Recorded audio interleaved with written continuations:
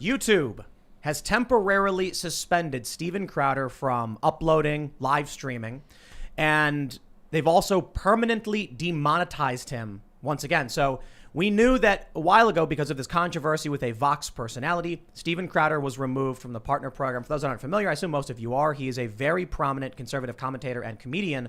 And it seems now that they're coming after him for investigative reporting. And that seems to be just about it. He was accused of hate speech recently, and YouTube said, no, that's not the issue. They're taking down certain videos that they deem to be deceptive.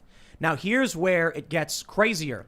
Crowder did an update on a different channel explaining what was going on, and that got removed as well. They claimed that it was circumventing a ban, and that is absolutely not true. I've spoken with people at Google. I know the rules. I know exactly how all the rules they claim, every guideline they say.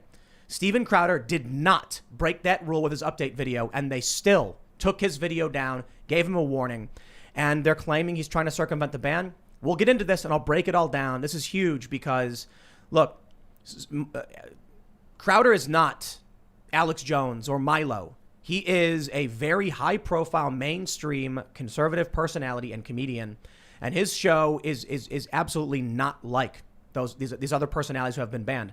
Now, I'm not saying anyone deserves to be banned, but this is serious. So we're going to get into all this. Joining us today, of course, is friend of the show, Daniel Turner. I think you should just introduce yourself. Don't want to get your title wrong. Yeah, no, thanks for having me back. Daniel Turner, and I founded an energy advocacy group called Power the Future, and it is great to be back here with you guys. So thanks for having me. One of the things we will talk about was going to be like this tax program from Joe Biden, the mileage tax, the energy stuff they're doing, and then this Crowder stuff kicks off. And this is probably one of the biggest stories in social media censorship in a long time, because I think YouTube absolutely is lying about what's going on, what they're telling the press. So we're going to get into this. Of course, Ian's hanging out. What up, guys? Ian Crossland coming at ya.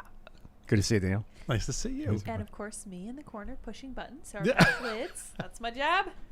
Well, considering the purge is upon us, and we've been talking about the purge for some time, we have a very incredible sponsor today, and I'm really, really grateful. Ladies and gentlemen, in the link below, you will see a link to StrongerBonesAndLife.com. This is BioTrust Ageless Multi-Collagen. This is the stuff that helps make up your joints, your hair, your skin, your nails. And, they want me to say in these ads, they always say that it's going to make your skin supple and youthful. And I'm like, okay, well, the ladies may very, very well think that's very important. For me, I am an athlete. I skate and I take my health seriously. So I use this stuff. BioTrust is really, really great. It's odorless. It's tasteless. You just mix it right in. It doesn't clump or anything like that. And it's really, really important. Look, I'm 35. I still like skating. My knees are probably just ripped to shreds at this point. BioTrust is great. No artificial sweeteners. They say it's unflavored, and of course, it just easily mixes. They say if you go to StrongerBonesAndLife.com, you can get 51% off while supplies last. And normally I have a bunch of talking points pulled up, but let's just tell you about collagen for a second. It makes your skin healthy and supple and gives you that youthful look. Makes your hair healthy and young looking. Well, I don't have that problem. I don't have hair. Supports joint flexibility, strengthen nails, teeth, and gums. Promotes strong, healthy muscles, tendons, and ligaments. Promotes stronger bones. Supports digestive health. Promotes healthy appetite management. I'm down for this stuff. I think this stuff is fantastic. So again, go to StrongerBonesAndLife.com. The link is in the description below, and you can get 51% off. They also have this service where for life, you get health coaching from this company. So again, check it out, StrongerBonesAndLife.com. Seriously, thank you to BioTrust for being a sponsor of the show, especially if we're talking about censorship. And of course, go to Timcast.com and become a member because we're talking about censorship. And listen, with Steven Crowder getting hit so hard by YouTube over what I can absolutely say is bunk BS, it's only a matter of time. And I keep seeing from people, they're like, oh, Tim's never going to get banned. It's never going to happen. My Facebook's already gone. So we're going to make, for my other YouTube channels, Timcast and Timcast News, YouTube booted me from the monetization program for simply talking about what happened on January 6th. That was it. They said, you're out, you're gone. I did not express any opinions for or against. I was just like, here's what's happening at the Capitol. This is crazy. Here's what we're seeing. This is breaking news. Well, breaking news is not allowed. In the case of Steven Crowder, he did investigative reporting. They called it deceptive. They took his videos down. They gave him a strike. He can't upload. It is going to happen. anti-establishment personalities, even if you think they're milquetoast, are going to get axed because we are in a very serious culture war. So again, go to timcast.com, become a member, and you will get exclusive access to members-only segments, or you'll get access to exclusive members-only segments. We had Cassandra Fairbanks the other night, Jeremy Hambley of The Quartering. We'll have another one tonight, and we are actually expanding this website, going to be producing a whole bunch of new content. So absolutely, go to timcast.com, become a member, because in the event that we get axed, and maybe, in 6 months or a year, it's a real possibility. That's where you'll be able to find us, and we're going to be building something outside of YouTube. Don't forget to like, share, subscribe, hit the notification bell, and we should jump into this first story. I'm going to take some of that collagen before we do get it too to it, deep brother. in. I like to put this stuff in my coffee, and I've been waiting patiently. He's reaching his Like, hand out while I'm give me doing a little promo. bit. It makes it creamy. Yeah. And when you say that it's powderless and odorless, it really is like super pure. I'm so glad they don't add any like color or Yeah. weird food colorings so to good. it. I know. I put it in my smoothies, and then it really does feel like you've added some kind of cream to the Yeah. smoothie. It makes it just creamier. It's Thank good you, stuff. BioTrust, and everyone that empowers. Ian does put it in his Collagen. coffee He every does. night. It's so good. It Yeah. mixes with the coconut like incredibly. You made a weird drink. It's like peanut butter cacao, powder. peanut butter, All right. coconut It's quite a powder, concoction. coconut Yeah. water, I love it. collagen. All right, ladies and gentlemen, let's talk about this this story because this is getting to me, man. The first story we have is from The Verge. YouTube has removed Steven Crowder from its partner program indefinitely. They say he'll be back in a week, but without YouTube ad revenue. Why? No, seriously. When you get a strike on YouTube, you don't get removed from the partner program. You just get told, hey, you got a strike. You can't upload for a week. You can't live stream. Why did they remove him from the partner program to take away his revenue? See, that is not legitimate. In my opinion, and I don't know if, Crowder would agree with me or if he's going to appreciate it. They're just trying to remove him. And they're going to find any reason. And we got more stories. I'm going to try and go through these quickly. The Verge says, 2 weeks ago, after YouTube revealed its definition of hate speech was so narrow that it couldn't remove a wildly racist tirade for being wildly racist. What is this, The Verge? Is this an opinion piece or is this fact-based news? You see, this is the problem with media. That's why channels like Crowder's are important. That's why shows like ours are important. They're giving you their opinion as the opener because they don't report the news they never did. They say, we wondered out loud what it would take for YouTube to stop promoting conservative commentator Steven Crowder as an official YouTube partner and allowing him to profit from those tirades. Notice they just say conservative. That's it, ladies and gentlemen. They're not saying far right anymore. The Overton window is shifting, but it's very interesting. They no longer need to say you're far right, you're getting banned. Now it's just, he's a conservative. They should remove him from the partner program. That's it. They say, today we have a partial answer. YouTube has officially suspended Steven Crowder's main channel from YouTube's partner program indefinitely, which includes removing his ability to run ads. It's also banning him from uploading videos for a full week after his latest infraction, a now removed video that reportedly challenged the legitimacy of the vote in Nevada. YouTube has a policy against false claims the election was stolen. Full stop, lies, or misframing to say the least. The policy that YouTube has, as was explained to me by YouTube, is that 2 criteria must be met. You must say something specific about the election, and you must say something specific about Donald Trump together.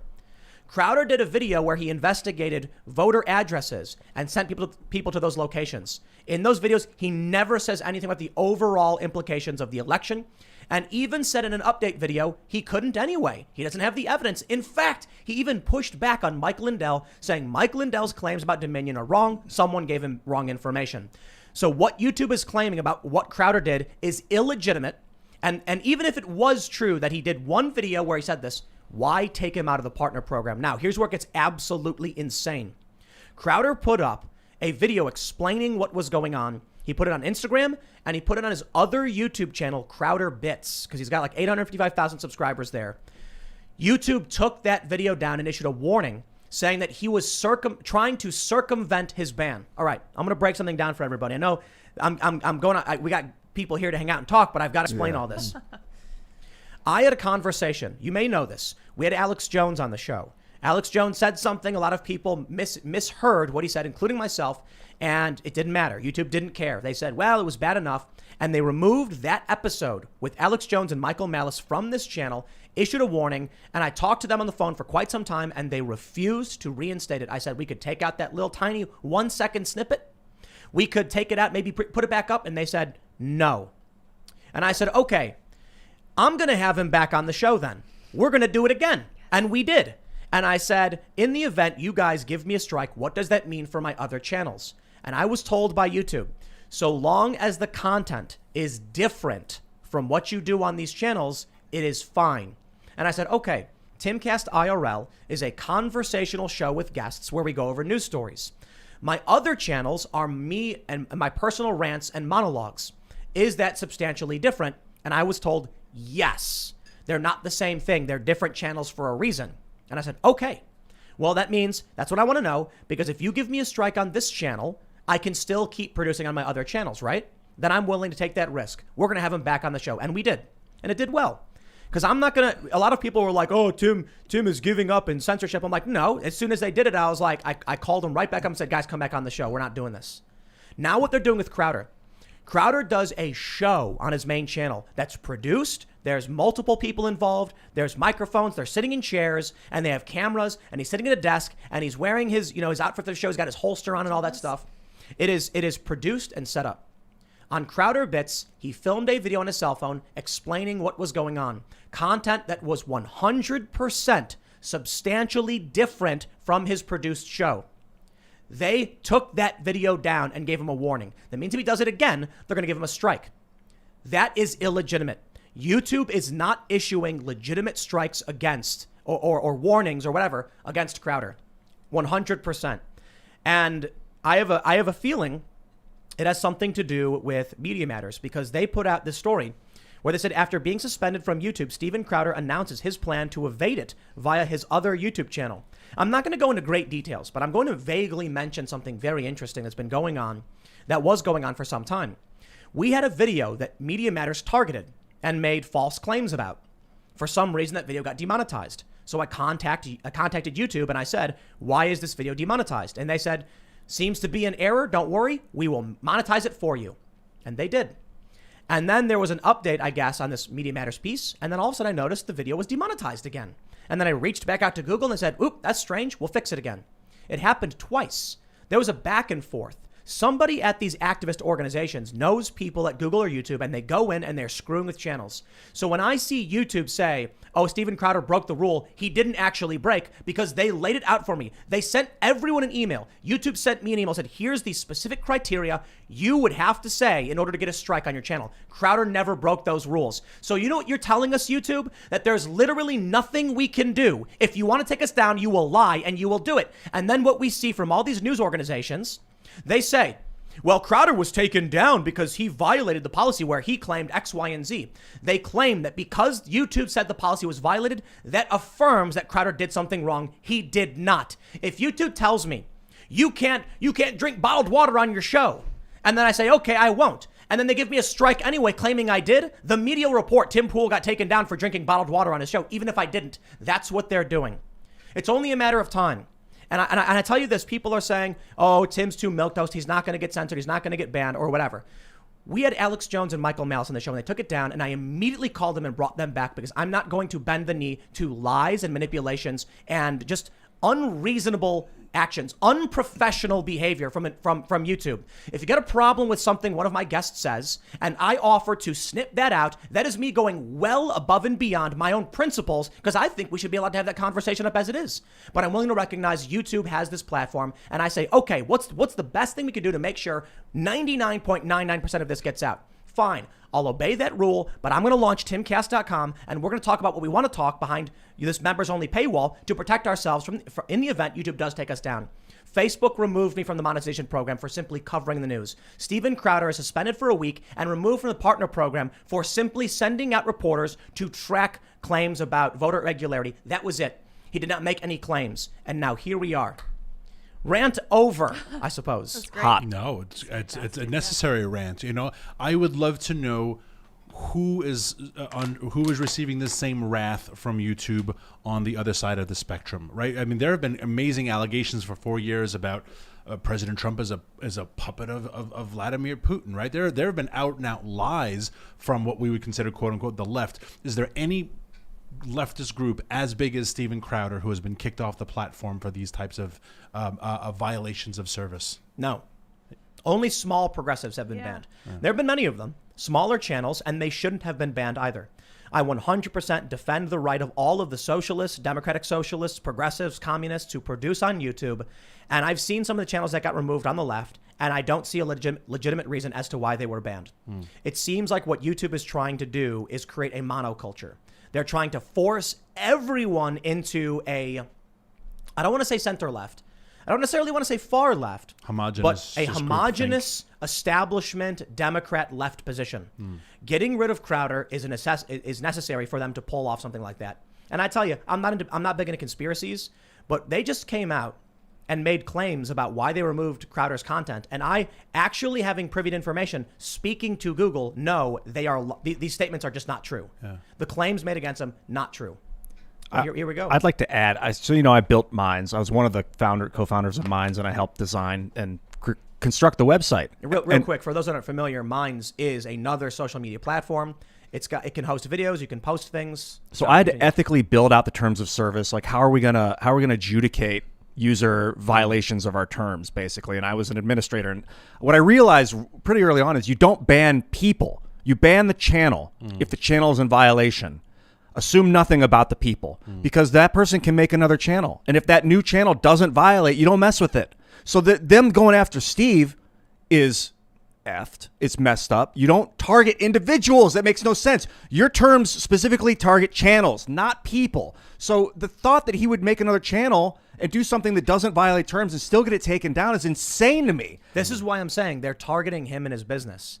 Because, as I stated, the rules are, if you have two channels, I'll try and make this clear. If you have two channels and one of them is videos about dogs and one of them is videos about cats, and your videos about dogs gets a strike because a dog, sniffed a butt or something, and like, it's inappropriate, and you put up a video about a cat, that's supposed to be allowed because it's a different form of content.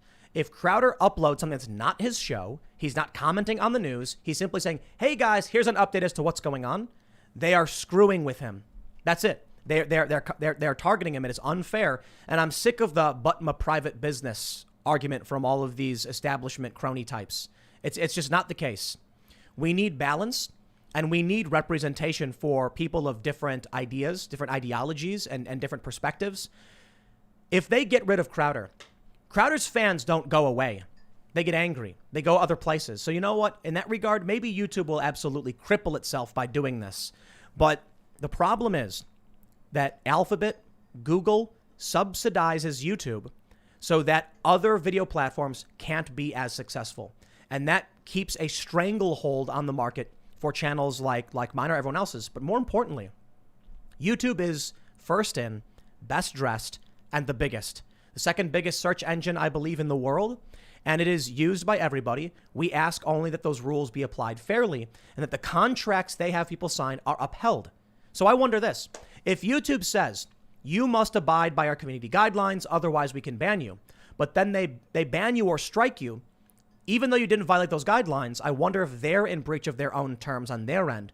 I wonder if there's a possibility that you could go after them, because we have seen strategies like this before. I don't know exactly what Crowder will end up doing. I know that his half-Asian lawyer, Bill, made an announcement about what's happening. The Blaze posted it. And for those, I want to make sure I give a shout out to Crowder to the best of my ability.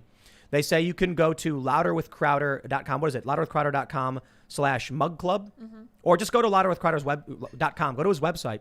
And if you want to support him as well, if YouTube is going after Crowder in such a way that is illegitimate, do you really think a channel like this can last much longer after they take him down?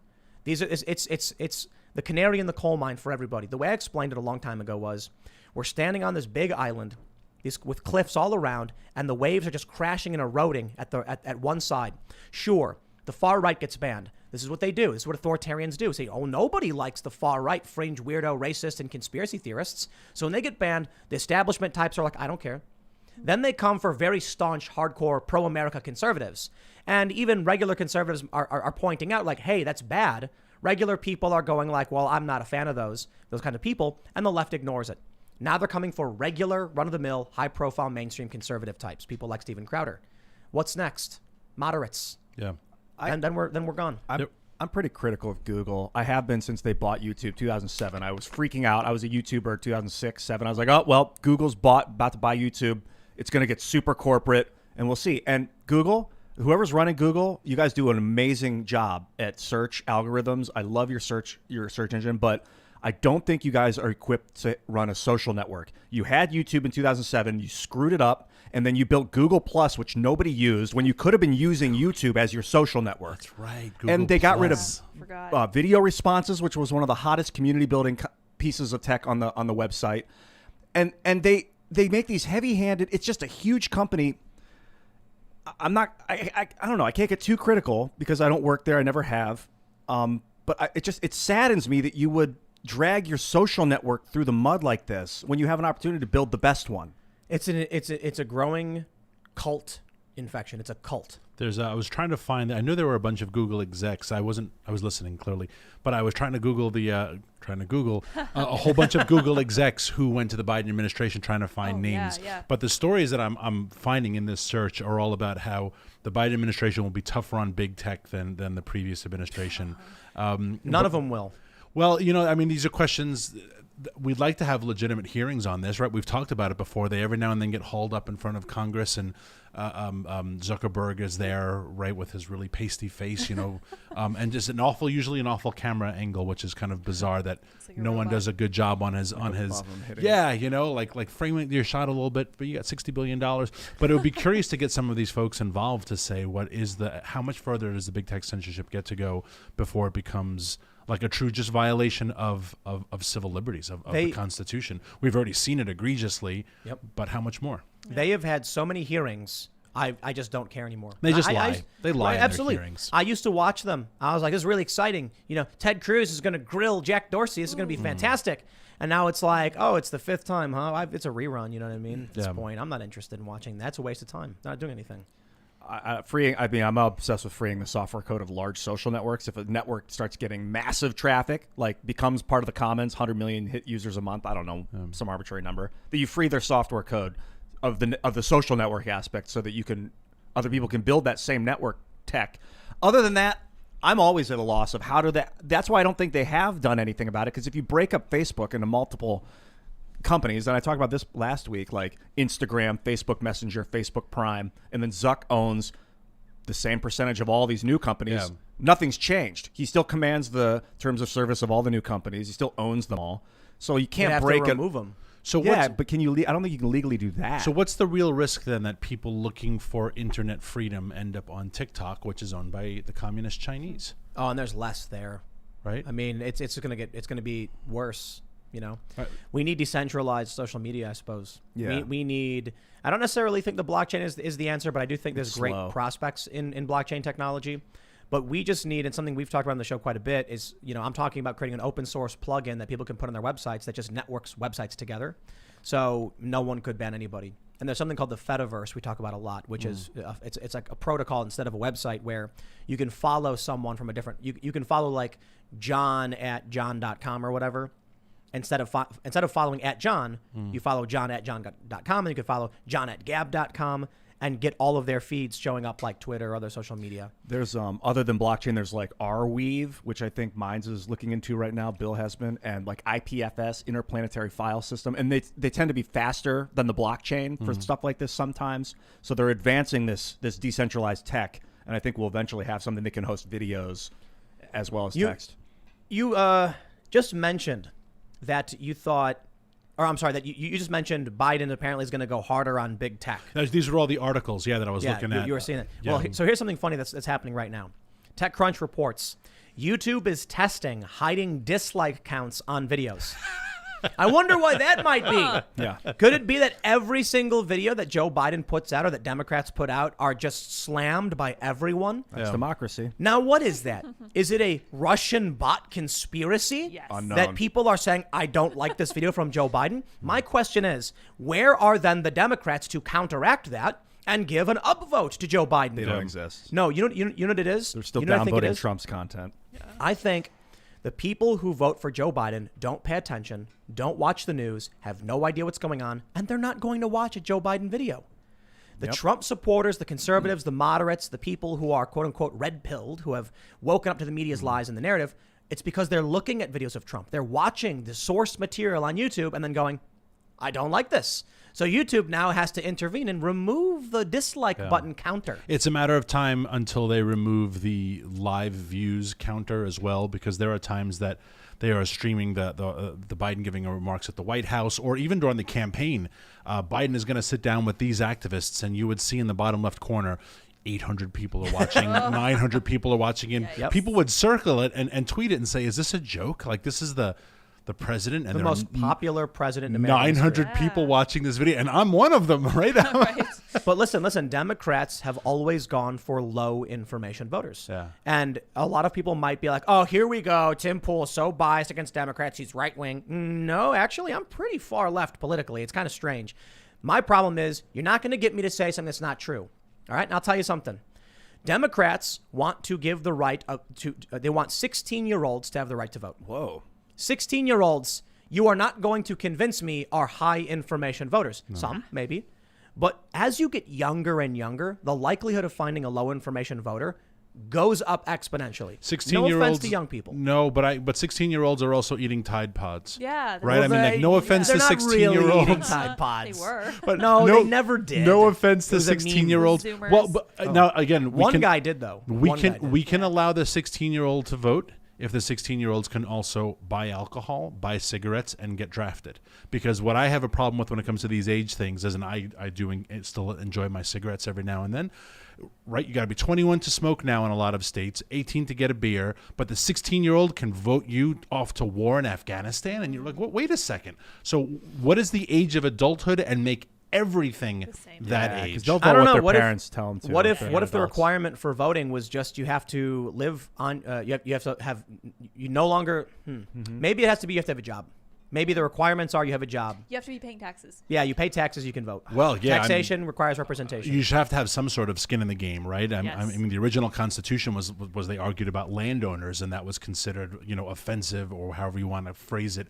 But the idea was skin in the game. And if you are, I'm sorry, this is the problem that Romney got into back in 12 when he talked about the 44% and we don't care 47, about. I think it was. And he phrased it terribly. But I think the point he meant to say was there's a large population of this country that is on the taking side. And so they will vote for things to be given to them for free, whether it's stimulus checks, whether it's welfare, whether it's free. Look at the people voting for free, absolution of their college loans. Well, I didn't go to college. I don't have any debt, right? But you did, and you got a degree in modern dance, and I have to now pay. Welcome to my personal life. Exactly, listen. right? So there is going to be always a class of people that will vote for more free stuff for themselves. totally would have done there that as a has to kid. be skin in the game. Exactly. And That's why so- kids shouldn't vote. Just to bring it back, the ultimate point is Democrats like voters who are on the low information side.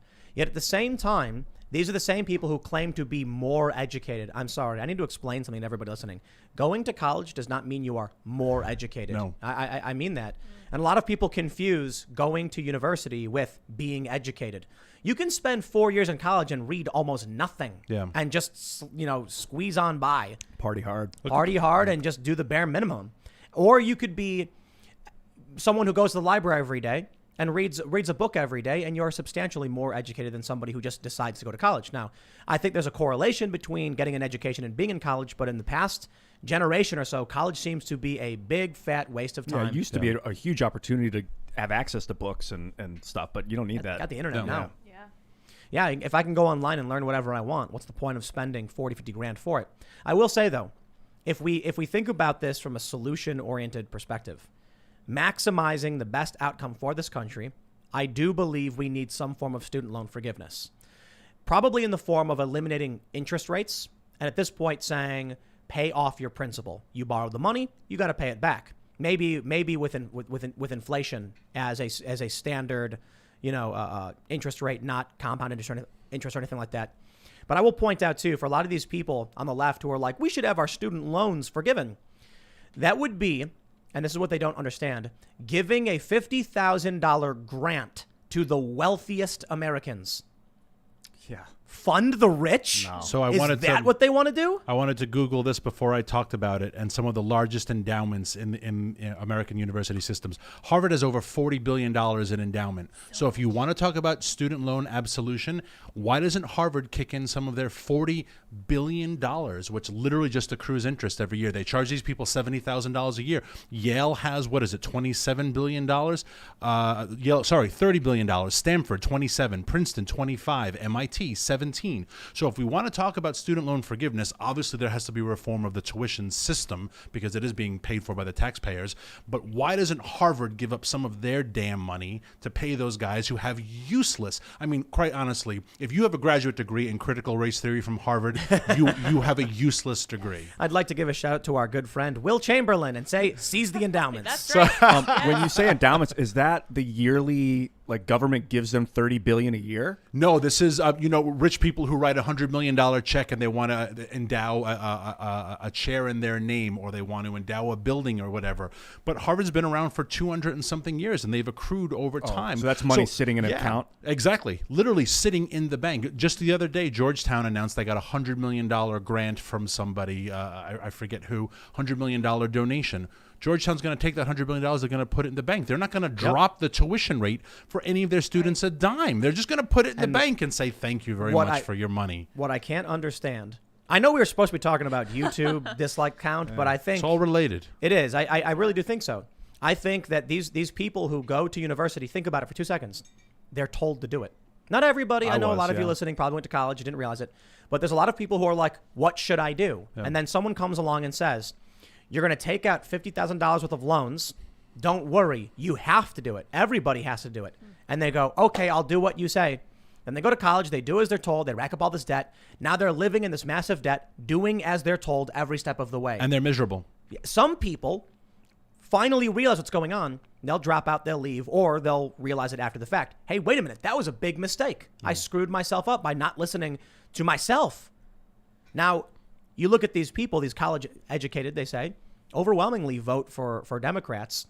Correlation between those who don't investigate, who don't watch a Biden speech to see what he actually has to say, and don't watch a Trump speech to see what he has to say, and thus the only people who are watching Biden are the people who actually listen to what he has to say, don't like it, hit the dislike button, and then YouTube decides, well, we got to remove it because it's making us look bad. And you've come full circle. Absolutely. I love that. Yeah. No, you're absolutely right. And when you get into the college level, the way YouTube is removing content, the way universities are removing content that they don't like, the way they're banning certain clubs, banning certain speakers. Heck, it wasn't that long ago that people like Ann Coulter tried to speak at Berkeley that it looked like the Minnesota riots. Yeah. And you say, well, you are not being sent off to D-Day, right? But you, 19-year-old boy, can't handle the fact that a woman whose commentary you don't like is on your campus. Just, you know what? Man up and stay in your dorm room and say, wow, that's too bad. I mean, that's what I do when a baseball team is on that I don't like. Oh, the Red Sox are on tonight. Well, I'm not going to watch the damn channel. It's right. So not only are they not exposed to this stuff, but it's being banned from it, proactively banned. And on top of that, the political stuff, we're banning certain authors now. We're banning not Dr. Seuss, but we're banning parts of Shakespeare. There was that op-ed a little while ago about the undeniable whiteness of Shakespeare or something absurd like that. And you say, I don't even think Shakespeare knew he was white because it was the 1520s in England. He just knew he was Shakespeare, and we're banning those types of things. Who was the dude from Braveheart? That movie's based off of William Wallace. Yeah, I think someone graffitied a wall in Scotland saying William Wallace was racist or something. And someone commented, I'm pretty sure he never even saw a black person in his entire life. No, I guarantee you he never did. Yeah. Right? I mean, it was 13th century. Yeah. You know?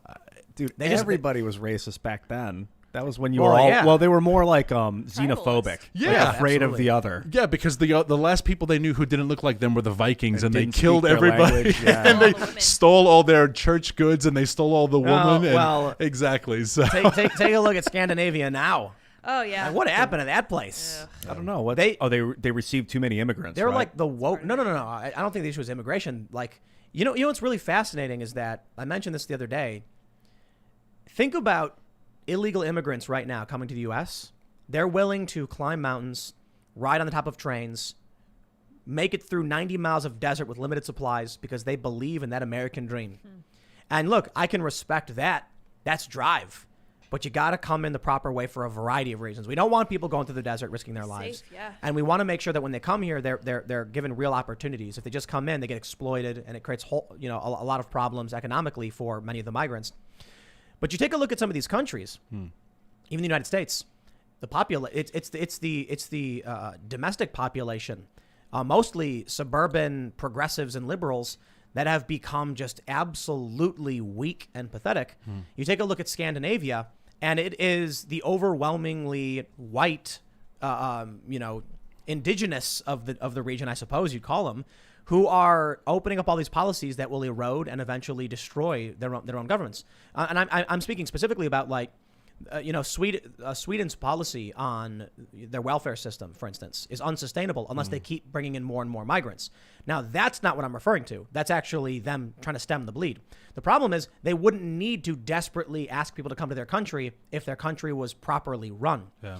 But you look back at the Vikings. They got on boats. They went to England, they stole all the women and came back, and they were brutal. The Vikings were brutal. All the really hot women. That's right. That's funny? why apparently they're so attractive up there. I was listen. That's what I I've was heard. told this. I was told this joke when I was in. I think I was told this joke every. I was in Norway, Sweden, and Denmark, and they were like, "You want to hear a Scandinavian joke? Why are there no beautiful women in England?" And I'm like, "Why? Because we stole them all." And I'm like, "It's a really amazing joke for a group of people that are like some of the most demure and I guess, I don't want to, weak-willed, I suppose. Docile. Docile. They seem very calm. Maybe they're in the cold all the time, so they move slower. Yeah. That's because aggressive. socialism ultimately is an effete system, and it will emasculate you. I mean, I just think that's the root. And they have been soft socialists for generations now. Look, and I think ultimately it is a defeatist philosophy, and it is a weakening philosophy. And I think that's what you get after 3 generations of quasi-socialists. That's what happens to you. Are you familiar with Strauss-Howe generational theory? No. So we had Ben Stewart on the show, and it was a really fascinating conversation. It's a book called The Fourth Turning, and they talk about how there's 4 seasons. Every 20 years, it's a season. There's the springtime, there's the summer, the autumn, and then the winter. And we are about to hit the winter season. So the way it goes, that every 80 years, there is a massive upheaval, violent war, or something like that, right? 80 years ago, what do we have? World War II. 80 years before that, what did we have? Civil War. 80 years before that, what did we have? A Revolutionary War. And so they're basically like, we're about to enter this period. I bring this up because everything we're mentioning, for those that are just tuning in or just jumping on the segment, we're talking about countries like Scandinavia, and you mentioned like after 3 generations of just, I guess, everything's granted to you, we have prosperity, we become weakened. And I want to show you the story from the New York Post, and I want to bring this up. Pentagon diversity chief reassigned amid probe of social media posts. Oof. I don't care about this guy being reassigned. I care that the Pentagon has a diversity chief. I keep hearing these stories about diversity, inclusivity, and equity liaisons and czars and chiefs and officers. Why do our businesses have ideological arms or employees? To me, I know it's not identical, but it's no different from the Communist Party saying, if you want to open a business in China, the Communist Party needs to have a position in your company. Here in the U.S., they're like, well, if you're running this company, you need to give our cult a position in your company. The Pentagon has it now? I'm sorry, man. We've weakened beyond, it's perhaps too late, in my opinion. I don't know, maybe it's not too late, but the generations that came before us were not paying attention, and they don't care. I've talked to people in the intelligence community, and they tell me leadership doesn't care. They just want to get home at the end of the day. They want to maintain the status quo. Whatever pays the bills, they don't care. So this is crazy. No, it is. And the role of the Pentagon should be to train and prepare a force to be lethal and brutal to defend the country if need be. And hopefully that day never comes, but that's the only diversity and inclusion they need. They need to be as diverse and inclusive to the point that they will destroy any enemy that faces them. And the fact that we're pushing these sociological or psychological philosophies, that just runs counter to the goal of the military. Diversity, inclusivity, and equity in terms of the military should be a diversification of armament, inclusion of different ordnance, and equity in the amounts that they have across the board to be able to defeat any threat. Not some weird cult-like ideology about training soldiers that the Gadsden flag is racist, and that if somebody has it on their Facebook, they got to pull them out of their mission in D.C. Yeah, military philosophy is legit, but that's the philosophy of combat and confrontation, not of how people feel. Not really. I mean, there is the hearts and minds battle that we're trying to win, and maybe some people think that by doing this, we're gonna get more hearts and minds on our side. Yeah. But it seems like it's rupturing the system when it doesn't need to. I think we've been playing, the military at least has been playing the hearts and minds game for 20 some odd years. I was at State Department long time ago, spent time in Iraq, Afghanistan, as part of the Hearts and Minds War. And for 20 years now, we've been saying, well, maybe if we just work with the Taliban and build their kids' schools, and maybe if we send more of their girls into jobs trainings, and here we are 20 years later, and how many trillions of dollars more? And it's like, and how's that going for us, right? We can't get out of Afghanistan. Even Trump couldn't pull out of Afghanistan because the mission isn't yet accomplished. So maybe the Hearts and Minds game isn't what the military should do. Maybe the military should kill all of the enemies. And I'm sorry to say that. And then what happens after that? That's their problem. Or you're go no full longer diplomacy. a threat to us. Like if they wanted to create like a global arm of goodwill and they wanted to build water systems and roads in all these countries across the world, cool. But if you drop bombs on a country, it's going to set the whole process back 20 years. Maybe they should be building infrastructure, roads, water here. Yeah, they should. And We over spend there, all- like we- just do it. Well, they just did around the Capitol for the last 2 months. Oh, They yeah, built that's a right, great yeah. wall. It was as secure as could be. None of the crazy A Trump big, beautiful wall. No Well, Trump work, yeah. supporters penetrated the Capitol for months on end. So I mean, They kept saying walls don't work, and they built a wall to keep out Trump supporters. Amazing.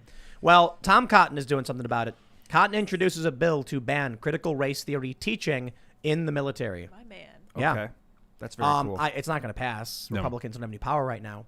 And what the Democrats seem to be doing right now is they know they have a very slim majority, and they are pushing as hard as possible to gain as much power as possible because they know it won't last. Yes. Come 2022, the Republicans will take the House back, and then they will. and probably the Senate. I In 2022, you think? It's 50-50, yeah. Are there seats up for Democrats? Yeah.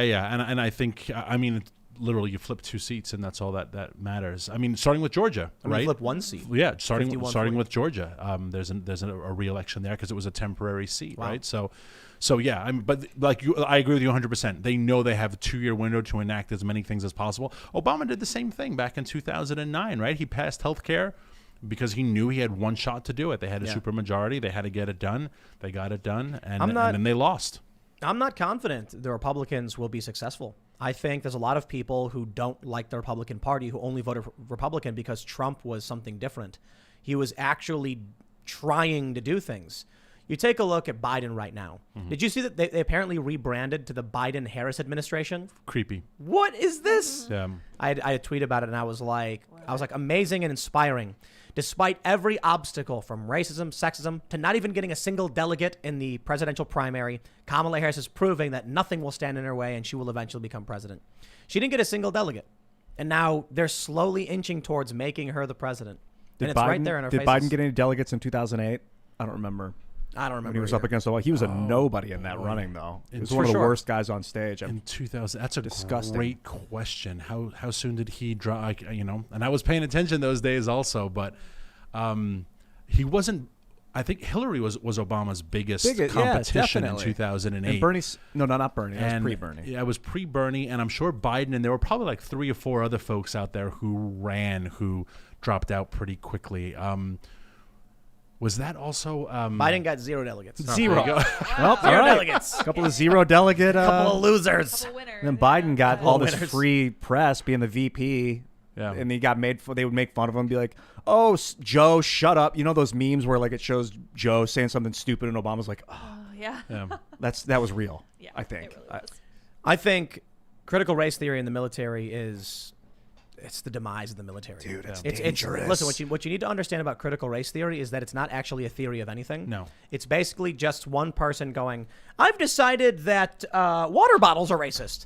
And does everybody agree? And then someone goes, I don't can't think it's dispute racist. it. Well, then you're a racist for denying it. Yeah. That's all they do. There's like Well, no rhyme define or reason. racist. Yeah. Oh God. Ibrahim X. Kendi, the guy who wrote that book, is it How to Be an How to- Anti-Racist? Anti-Racist. Said that one of the he said the heartbeat of racism racism is denialism, and by denying your racism is a sign of your racism. I was like, and that is Kafka, right? That whole Kafka book, the trial was about that. Like, if you admit it, you're guilty. If you deny it, well, only someone who would have done it would deny it. You're guilty. And so Kafka, how many dozens of years ago, 100 years ago, was like, well, this is where we are headed. And that's what critical race theory is. You are racist intrinsically by your race. And if you deny it, it's only because that is a sign of your racism. And there you go. I think they did that with witches in the Salem witchcraft trial. They throw them in the water and be like, if she's a witch, she'll float. No, that was Monty Python. Okay, that was a joke. But they're funny, those guys. If she weighs as much as a duck, yes, right? that was Monty Python. What else weighs as much? Ducks float. What else weighs as much as a duck? Churches, wood, small rocks, wood. That's Okay. right. So if she Apples. floats and she weighs as much as a duck, which means she's made of wood, she's a witch. Was it that they would burn them alive, and if they didn't burn, then they were a witch? I always they use always the Throw burn. them off a cliff. I don't know. When the knight said a duck and the man said, "Who are you so wise in the ways of science?" I reply often on Twitter with that when people like solar panels are renewable forever, and I'm like, "Who are you so wise in the ways of?" I love that line. I gotta watch that again. I guess this is an issue of people who vote when there's no skin in the game. Yeah. You know, and so the challenge is, you know, someone asked me about. They were like, "Whoa, you know, back in the day, when people would vote, they had to be landowners because it was about racist white slave owners, blah, blah, blah." And I was like, I thought the idea was that they didn't have IDs. And so it was like you had to actually live there and be able to prove you lived there to vote. And so land ownership proved not only were you a member of the community, proved you lived there and that you had skin in the game and a stake in what this vote represented. The issue now is, and I'm not saying I'm actually a fan of like universal suffrage, people having the right to vote. Well, I shouldn't say universal because I don't know what that implies. It could be anybody, like dogs voting or something. But I think, you know, there's a people should have the right to vote. Mm-hmm. We're in a different system. But now we have people who will like move to New York, and then after like a month, they're eligible to vote for something ridiculous. And then a few months later, be like, "Oh man, this is awful. I regret that." And then they'll leave. And they just leave the place worse off. There needs to be something staking your vote, like and you in this community where you know that what you do will impact you. Otherwise, people can come in, vote, and then leave. Yeah, like local, like waiting a couple years before you can vote locally. That got brought up a couple weeks ago. I like that idea. And so then what happens is, remember, like in this past election, there were a lot of people who are like, I think it was Andrew Yang got in trouble because he said he was going to go on down to Georgia and help the Democrats win, and people are like, "Yo," and the Georgia Republicans were like, "If you move here and try to vote," he was like, "I'm not going to do that. I'm not doing that." But it was actually a big issue because people can move all over the place. Andrew Yang should run as a Republican. Well, I think he can win 2024. He's running as a Democrat for mayor of New York. Oh. Yeah. Well, good luck, Andrew. After having tweeted multiple times about like leaving the city and how he hated living in New York, and he, I mean, he's always had a condo there or something, but he lived outside of New York, and now he sees this as a viable opportunity, and he's like, "Yeah, maybe I'll run for mayor of New York's better. Mayor of New York, yeah, he'll but stay in New York." Republican president, because they want a populist. The Republicans love the people that went for Trump love a good populist, like energetic fireball of a personality. And Yang, I think, is. You know, he's got more of a populist appeal, yeah, without a doubt. But going back to the voting thing, I agree with you in that we establish thresholds for things for a purpose, and by lowering the threshold, by dumbing it down, to put it pejoratively, does not do society a service. So we've made it so easy to drive now, right? We got rid of a lot of the driving exam. Parallel parking is no longer part of the driving exam in New York City. Wow. Yeah, the K-turn is no longer part. Well, are we making our roads better? It's like, well, no, we're allowing more people to drive. Well, I don't want more people to drive. I want driving to be something that you actually can prove that you can do. Same with exams, same with citizenship to a certain extent. And I think voting is the same way. I don't want to lower the threshold down to get the lowest common denominator in. I think we have to keep standards high. Look, we talk about this with, do you want your medical doctor to be someone who is like, well, I did the multiple choice test. Well, maybe I want your exam to be a little bit harder than that if you're going to operate on my eyes, right? Maybe you should pass a certain threshold. And we've lowered the threshold down for voting to the point that, like you said, you can show up to a state same day and say, I live here now, with no ID, no COVID passport, though. That's a little different. But with no ID, with no proof of anything, I want to vote in this election. Okay, you can vote. Why? Because that's fairness. That's not. Service guarantees citizenship. Are you familiar with that? Starship Troopers. Yeah. Everyone brings that up. Yeah. See, I don't know if I agree with that concept, but it's an interesting concept. And I guess the author got called a fascist for implying that you'd have to serve the community or the country in order to have the right to vote in that country. I don't agree with that. But it's skin in the game of somehow. Right. I think there has to be a standard required for voting. And it was funny. I think I got accused by leftists of saying, like Tim Pool thinks that it should be harder to vote. And I'm like, I mean, it should be, to a certain degree, there should be a standard to vote, some kind of thing where we don't want people to be laying, on their couch, covered in grease, stuck to their sofa because they've been sitting there for 6 months. And they're like, I don't want to work. And then they get a letter in the mail and they're like, they pick it up, their mom throws it at them and they're like, mail-in ballot. And they open it up and they're like, I'm going to vote for this guy and send it in. Yeah. Meanwhile, there's a guy who's overseas, got his leg blown off in Afghanistan. His vote is now negated by this person who does nothing, and he's risking everything. So I feel like there's got to be at least you have to get up and go vote. Yeah. And maybe something more. My general idea is if people want to vote, they need to choose to get up and go vote. And we even talked about this. I think Ian and I agree we should remove party affiliation from ballots. Because what happens is people show up and they're like, R, D. And then you end up with a bunch of wackos running the government, which is where we're at right now. Well, yeah. And I think getting rid of lowering the voting age, the reason why I'm opposed to it is, and I said kind of cruelly, like 16-year-olds eat Tide Pods, and of course I'm joking. But we used to understand that like with age somehow came experience, came wisdom, came knowledge. And that can only, not necessarily, but it's more likely to have more knowledge as an older person than as a younger person. Because of time, right? Because of time. Brain but maturation. hold on. Then that's an interesting point because that still could be ageist. There's very wise 16-year-olds. Maybe somebody who started working the family business when they were 7. So aptitude test, how do you do it? How do you make sure that people... That'd be cool if a kid, and no offense to 16-year-olds, I know you don't feel like a kid, but legally you're a kid till you're 18, could take a special test. If you're under 18 and you wanted to vote, you could go apply. You'd have to take do a civics exam or yeah. something. Yeah. I want to clarify that Tide Pod thing. Nobody actually ate Tide Pods. It was a meme. But one kid, as part of the meme, put the Tide Pod in his mouth as a joke, and then his saliva broke it. Oh, no. Oh. And as soon as he tasted it, he and aspirated some of the pod and then spit it out. Did he live? Yeah, he's but okay. It scarred a ton of his lung tissue. Yeah. He was not trying to eat the Tide Pod. He was jokingly putting it in his mouth. Yeah. These things are dissolved by water like almost instantly. Yeah. And then he went and like inhaled a bit of it. That's Don't brutal. put Tide Pods in Yikes. your mouth. No. Yeah, don't pretend like you're going to hurt yourself. Yeah. So let's talk about the kind of leadership we deserve and that we need and that we get. From the Daily Mail, Biden's dog Major bites another government employee on White House grounds while out for a walk 3 weeks after biting White House security guard. I'm gonna pass it off to you, Daniel, because you've trained dogs. I take it. It just drives me absolutely crazy. I have 2 right now. I have fostered several dogs, but my better half has fostered, I would say, in the hundreds. He's been doing it for 30 years, right? I mean, fostering dogs, you have them for, sometimes 3 weeks, 4 weeks, 5 weeks. He rehabilitates them to get them to a good point so that they will be adopted into a permanent home. The fact that a 75-year-old, fairly senile man was given a 6-month-old German Shepherd male puppy as a prop, right? I am mad at the Bidens for doing this. I'm mad at his handlers for doing this. But I am angriest at the foster group because the reason why there are so many dogs in fosters right now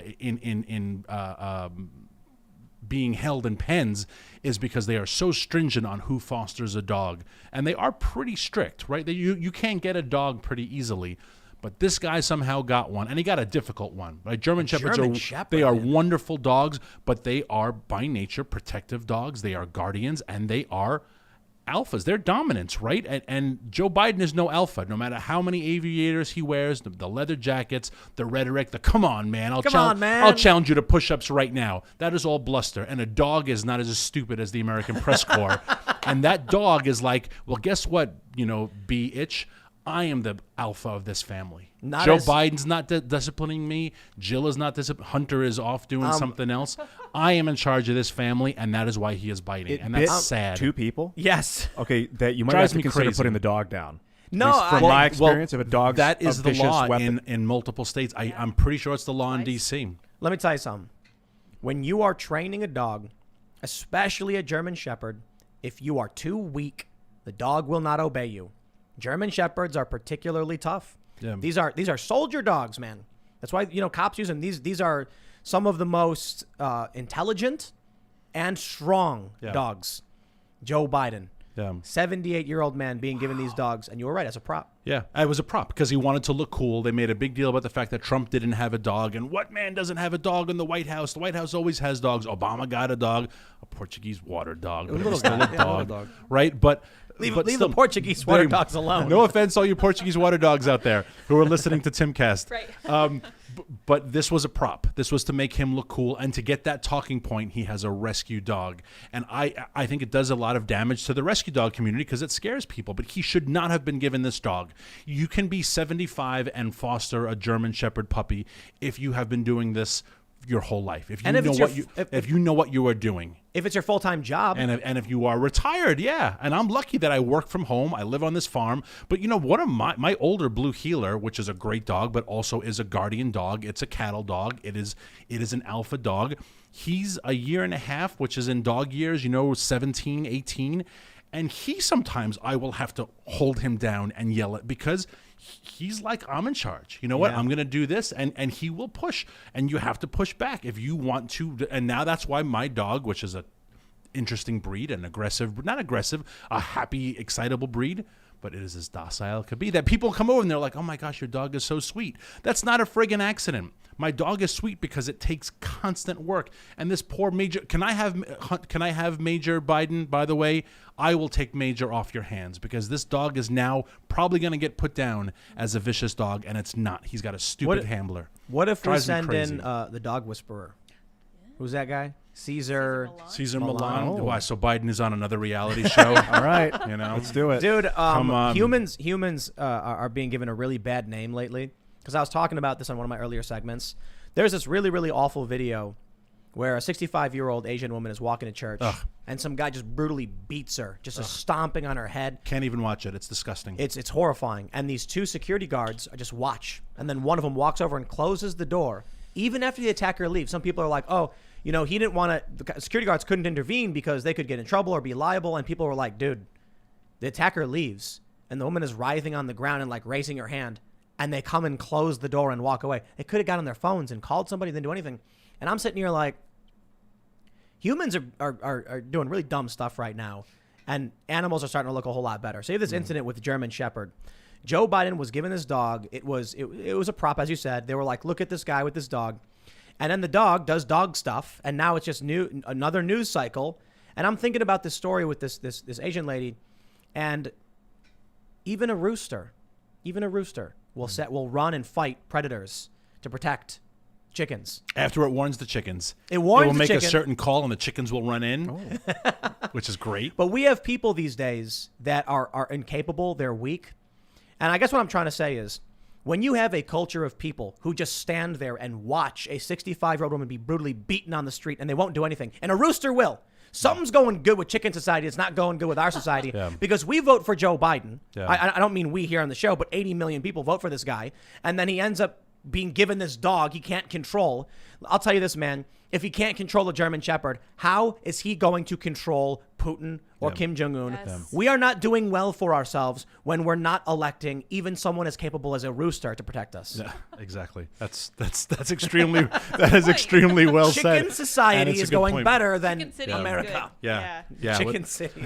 And I'm sure they got this 6-month-old puppy, and German Shepherd puppies are adorable, as most puppies are. But they do grow up, and it's like people who have kids, and they're like, well, this will be fun. That's why I hate that MTV show, Teen Mom, because I think it glorifies how cool it is to be 15 or 16 and have a kid, and I think it does a great disservice because kids do grow up, and if they don't grow up in a good environment, and I'm just saying in a good environment, we'll leave it at that.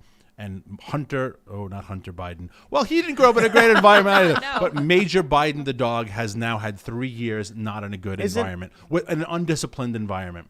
And look at where he is. Does that maybe explain Hunter Biden? Yes. There's an awful lot of going on in Hunter Biden, and I will just say this, and it's going to be a little bit moralistic, and I apologize, but I'm just going to throw it out there. The laptop stuff is bad. The Chinese firms are bad. The Ukrainian firms is bad.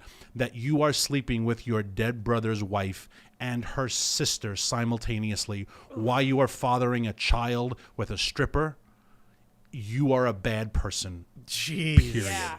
I mean, Period. listen, I have lots of sisters-in-law. I couldn't imagine, well, for a couple reasons, Who raised but I us? couldn't imagine my brother dying and being like, you know what, she's looking pretty good, and then dating their sister simultaneously, and having a child with a stripper, and we're supposed to just pretend this is totally normal. Well, right? Nope, not allowed to discuss it. You know what's kind of weird about it Family too is business. like it's his Vile. it's his sister-in-law, so it's like he's hooking up with his sister-in-law. And I thought about how weird it would be that they're like walking around in a relationship and they both have the last name Biden. Yeah. and they're not married. And their kids are first cousins, but now they're stepbrother and sister. What the heck? So it's like, so what does your dad know? Is like, is it Uncle Daddy? Uncle Dad. What the You know, exactly. You know, I blame Gross. Joe, man. and do. yes, So does I'm Hunter. just imagining like Joe Biden standing there with the dog, and the dog bites a guy. And then the dog's like got the guy's arm, and he's like, "Help me, Joe!" And Joe looks at the dog and goes, "Come on, man!" and And the dog just keeps going. and it goes back to during the transition period when Biden had that cast on, and he said, "Oh, he got out of the shower and he pulled the dog's tail." Which I've never pulled my dog's Interesting. tail. That's just not something. wait, hold on. You know, Why is the dog in the shower? Well, like, that's in a the little, bathroom? and why are you playing with your dog naked? Also, you could say, but my point is, these are the weird. questions that when Ivanka tweeted a photo of her 2-year-old making a Lego house, they were like, we demand to know if he did this on his own or did he have help? And you're like, what's going on with the dog and the naked and the foot? And it's like, no. And the son. It's like, no, not off limits. Joe Family Biden- is off limits. Joe Biden was in the shower with the dog in the bathroom, and he opens the shower and tries to grab the dog's tail. You think it was a towel? And yes, God. and that's how that the story? that's how he sprained or broke his All right, foot. well, I think the let's- dog might have bit him. No, well, I think that maybe the dog jumped on him. You know, maybe the Yeah. dog is trying to be the alpha, which is what I think probably happened. You or the know? dog just And jumped knocked on him him because over. it's a dog, and jumped Biden on him. fell over because he's 78. Yeah, Big German Shepherd. but So- there's so- something not being told. Is the Well, I'm going to put it this way. I'm imagining Joe Biden. Oh, I don't want to be imagining this. No, I'm imagining stop. it. I'm imagining from outside the shower, and Yes, I can't see within the Yes, shower. yes. Yeah. Joe Biden is in there. He has the door open, and the dog walks in and is sitting there for some reason. And then Hunter, in his I'm not Hunter, Joe, in his senility, goes like he reaches and sees the tail and thinks the tail's a towel and starts pulling on it, Yeah. and the dog yanks him and he falls forward. And I'm kind of like, I mean, it's a little Benny Hill, but Yeah. maybe it's a weird story. It's a very I'm weird thinking story. he pulled the shower curtain open. The dog was like excited to see him, and he maybe even was like, "Yeah, come Yeah. here." And the dog knocked him Why down. is the dog and in the that makes a lot of Well, sense. exactly. Why is the dog in the bathroom? And that's the rule. Like He's no got dog, separation anxiety. no dogs in the bathroom. You know, that's like the rule. I am Yeah. I am sometimes a little bit even prudish. Like bathroom time, my time. Like my one dog will try to knock on the door all the time. I'm like, nope, outside. Like bathroom. No matter what's going on in the bathroom, no one needs to be privy to it. Animal, person. I gotta ask. Maybe that was the first sign that the dog should have been taken away. Yeah. When we were like, "Why is the dog in the shower?" or outside the shower or whatever's going on. Yeah. Like, what are you doing, Joe? But now you see why Vladimir Putin is challenging him to a live conversation that has to be streamed on YouTube in real time. And it's like maybe this is why. I mean, You know? and I'm not mocking his senility because we all have family members who have gone through it and we witnessed it. I have a grandmother, I have a great aunt, I've seen it before. It's heartbreaking and it may happen to me one day. But I tweeted this actually a couple weeks ago. I like to think the person I am married to loves me enough at least that when I am senile, they will protect me from myself and not parade me around for the world to see. And what is happening to him right now in real time, we are witnessing, and no one loves him enough to say this is not right. And that's tragic. But listen, it's everything we talked about. It's weakness. It's people saying, "I'm not going to get involved. I'm not going to stick my neck out." It's the security guard saying, Yeah. "I'm not going to help That's this woman." brilliant. It's That's Joe brilliant. Biden's own family Yep. not telling him to sit down and shut up. Joe, you're too old. It's time to come home. Yeah. Listen, man, he served in government 47 years. Yeah.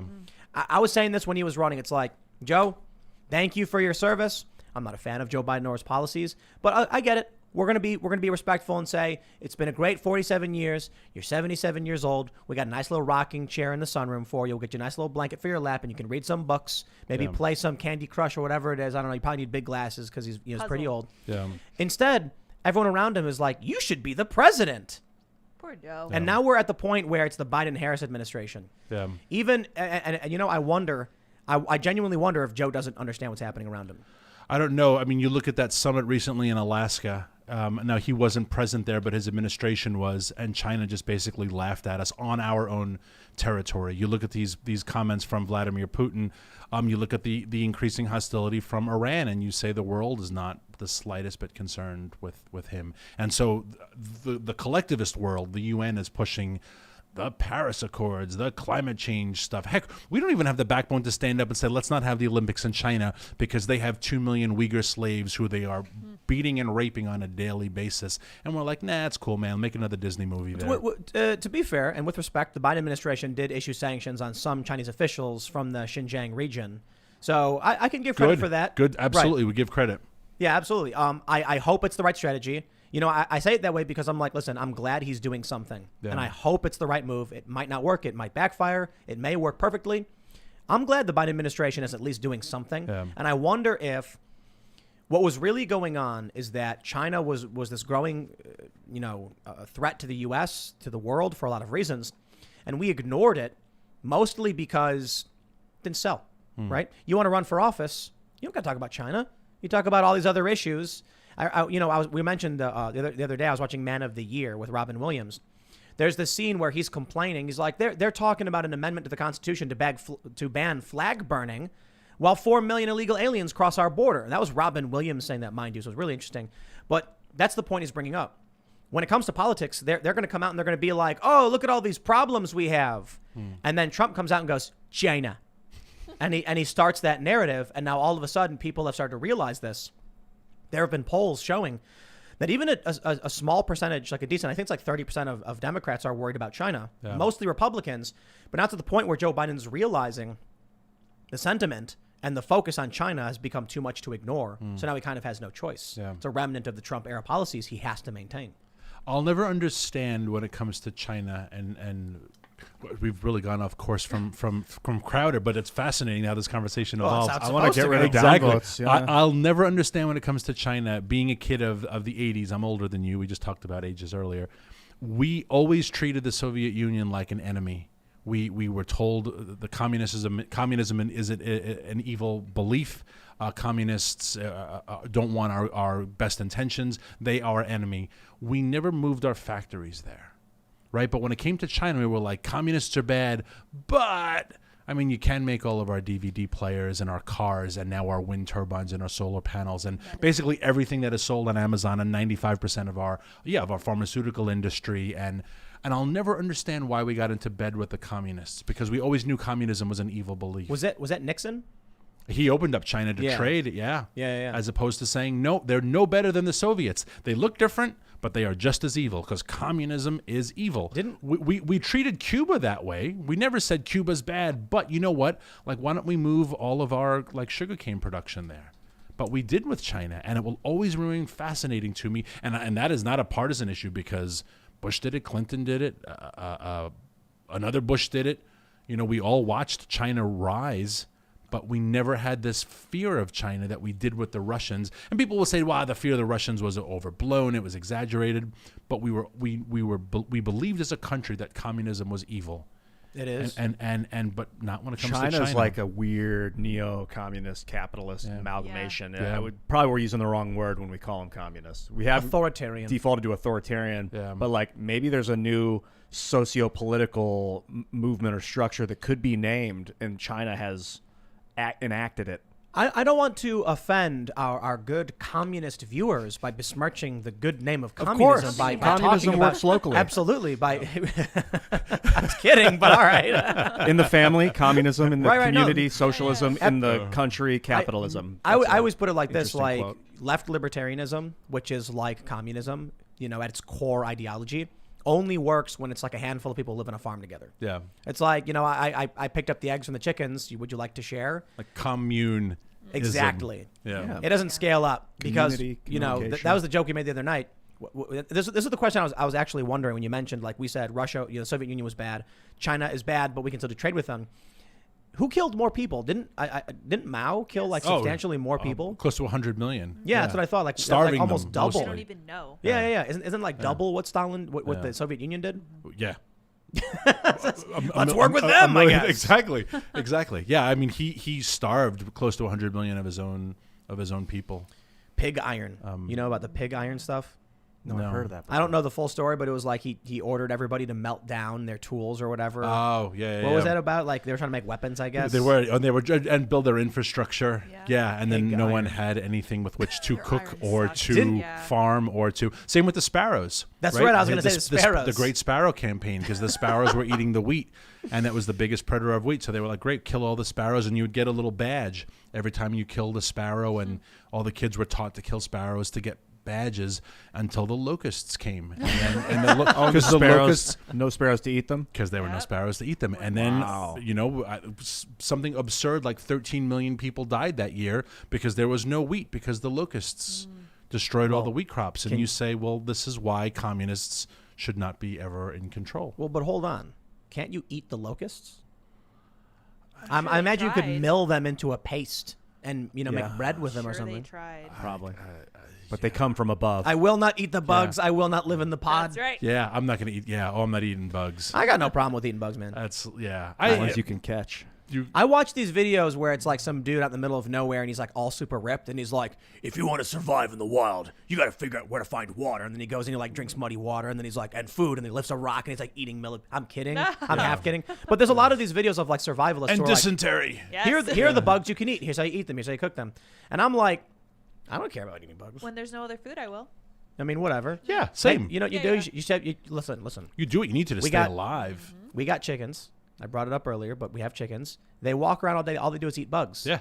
And then when they're old enough, they poop out an egg. Yes. And Good you eat trait. the egg. Yep. I don't got to eat the bugs. I eat the egg. There you go. Problem solved.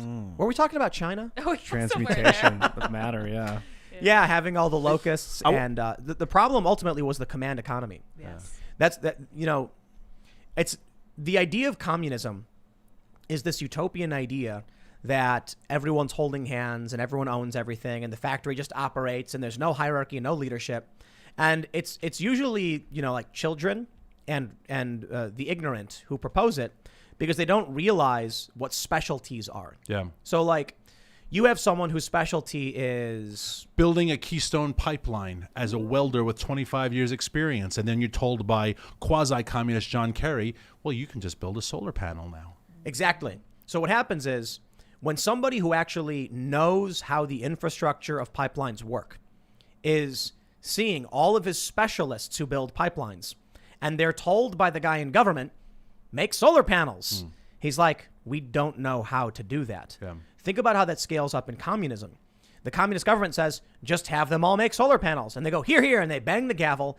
And then all of a sudden, a bunch of people are like looking down at circuitry and photovoltaic cells, and they're like, what do I do? I plug what into what and where, and like, That's what Mao did with the farmers, right? He took a bunch of like professors and intelligentsia and moved them out to the farms. And it was like, now you farm. And they were like, we don't know how.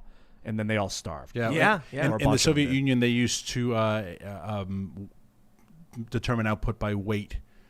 So they would say, how many nails did you produce? Well, we measure output by weight. So they made really fat, heavy nails, and which are useless, right? Yeah. They're not any good, but they were hitting the criteria, and that is the collectivist concern I have of this administration when it comes to tomorrow. They're going to unveil a $4 trillion infrastructure and jobs plan, and who's going to $4 trillion? How long is over how many months or years is that coming? Oh, I have no Another idea. $4 trillion. We'll Okay. see it come out tomorrow. But who are these collectivists saying, yes, this is what we need to make happen? This democratic. I have willed a train. We were talking about this earlier. From Miami to Seattle is on the map, and they showed you the map of going through Florida and all across the Panhandle. Oh, the high-speed rail. With the high-speed rail. Now, how much land they're going to have to confiscate will be absolutely fascinating. But who is this person that has decided? Is there really that much of a move from people from Miami to, well, probably from Seattle to Miami, because everyone's going to Florida. California's been trying for 10 years now to build this high-speed rail. They are $100 billion at price point. It's not even close to done. It's 12 years behind schedule. And the price point is so expensive that no one will be able to afford to take the train. Well, this is what happens when collectivists decide they want to be in charge of the train system. Right? Vanderbilt never had this problem, and he built more darn trains in this country than anyone in the world, and somehow he made it work. Take a look at what China's doing. They've somehow managed to use the authoritarian system to control capitalistic infrastructure, allowing them to rapidly expand their infrastructure. They have, 40,000 kilometers of high-speed rail? Yeah. We can't even get this one done in California. Yeah. You know why? Because there's no environmental group suing to say, what about the spotted turtle? There is no labor group saying you cannot do this. We need to have weekends off. There's no child protection group. There's no OSHA. So you can get a lot done. And that's what drives me crazy when authoritarians like Paul Krugman and other economists say they marvel at what China's able to do. This is incredible. They built this whole Olympic Stadium for Beijing in a week. It's like, well, yes, they were able to do that. When you have basically slave labor with no opposition, with no freedoms, you can build the bird's nest in Beijing in record time. Yeah, it's amazing what you can do as a country when you weld people into their homes when they get sick and you kidnap them overnight for insulting their police. And the authoritarians like John Kerry and Paul Krugman are never the ones who will be conscripted to the labor. And that's why when people were like, Bernie Sanders is a communist, I would always say he's not a communist. He is a Communist Party leader. Because at the height of the Soviet Union's misery, there was never a shortage of vodka or caviar. And that is what John Kerry and Paul Krugman and all these folks are. They are never the working class 9-year-old girl who was forced in the labor mines. They are the party leaders that show up in big fancy cars and have a toast. Remember when Maduro ate the empanada on TV? You remember that in Venezuela? His nation is starving to death. Oh, yeah. And he's still very plump. Yeah. And while he's talking, he just reaches into a drawer in his desk and pulls out an empanada and takes a bite of it. And I'm just like, dude, you couldn't wait 10 minutes? Yeah. He had to eat an empanada while his nation's starving. Yeah. Absolutely insane. When I was in Venezuela, you know what I saw? How a command economy functions, very similarly to what you were saying about China. In order to make jobs, they just say, make it a job. So I went to go buy a cell phone. And there was like 6 different desks you had to go to. I walk and talk to one guy. It's the acquisitions department. I got to tell him what I'm looking for, and he explains to me, sends me over to the supply desk. I had to go to each individual person. You want to pick out your plan? You got to go to the person who helps you pick out the plan. Then you got to go to the person who actually goes and gets the card for you. Then you got to go to the person who helps you pick out a phone. Then you got to go to the person who actually gets the phone. They made fake jobs for the sake of having jobs. Whereas in the U.S., you walk into the phone store, this person walks up to you and say, I'd like a phone. No problem. They pull it up, they punch in the number, take your card, swipe it, you're good to go. Yeah.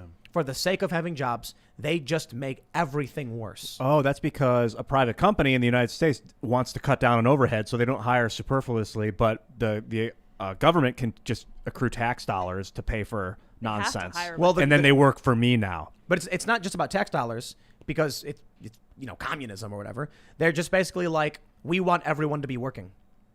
Idle hands at the devil's playground or whatever. So make them work, make jobs. And so I'm like, why did it take me 3 hours to buy this phone? Wow. And the phone barely worked. Yeah. I went to the mall. The mall was dead. It's like all the stores are closed. Well, they can't just mandate. You can mandate a job for a company that's a necessity. People need cell phones. This technology is important for people to work and for the economy to grow. So that was in spite of what the government was doing. Yeah. At a mall where small businesses are supposed to flourish and experiment and make products, they couldn't.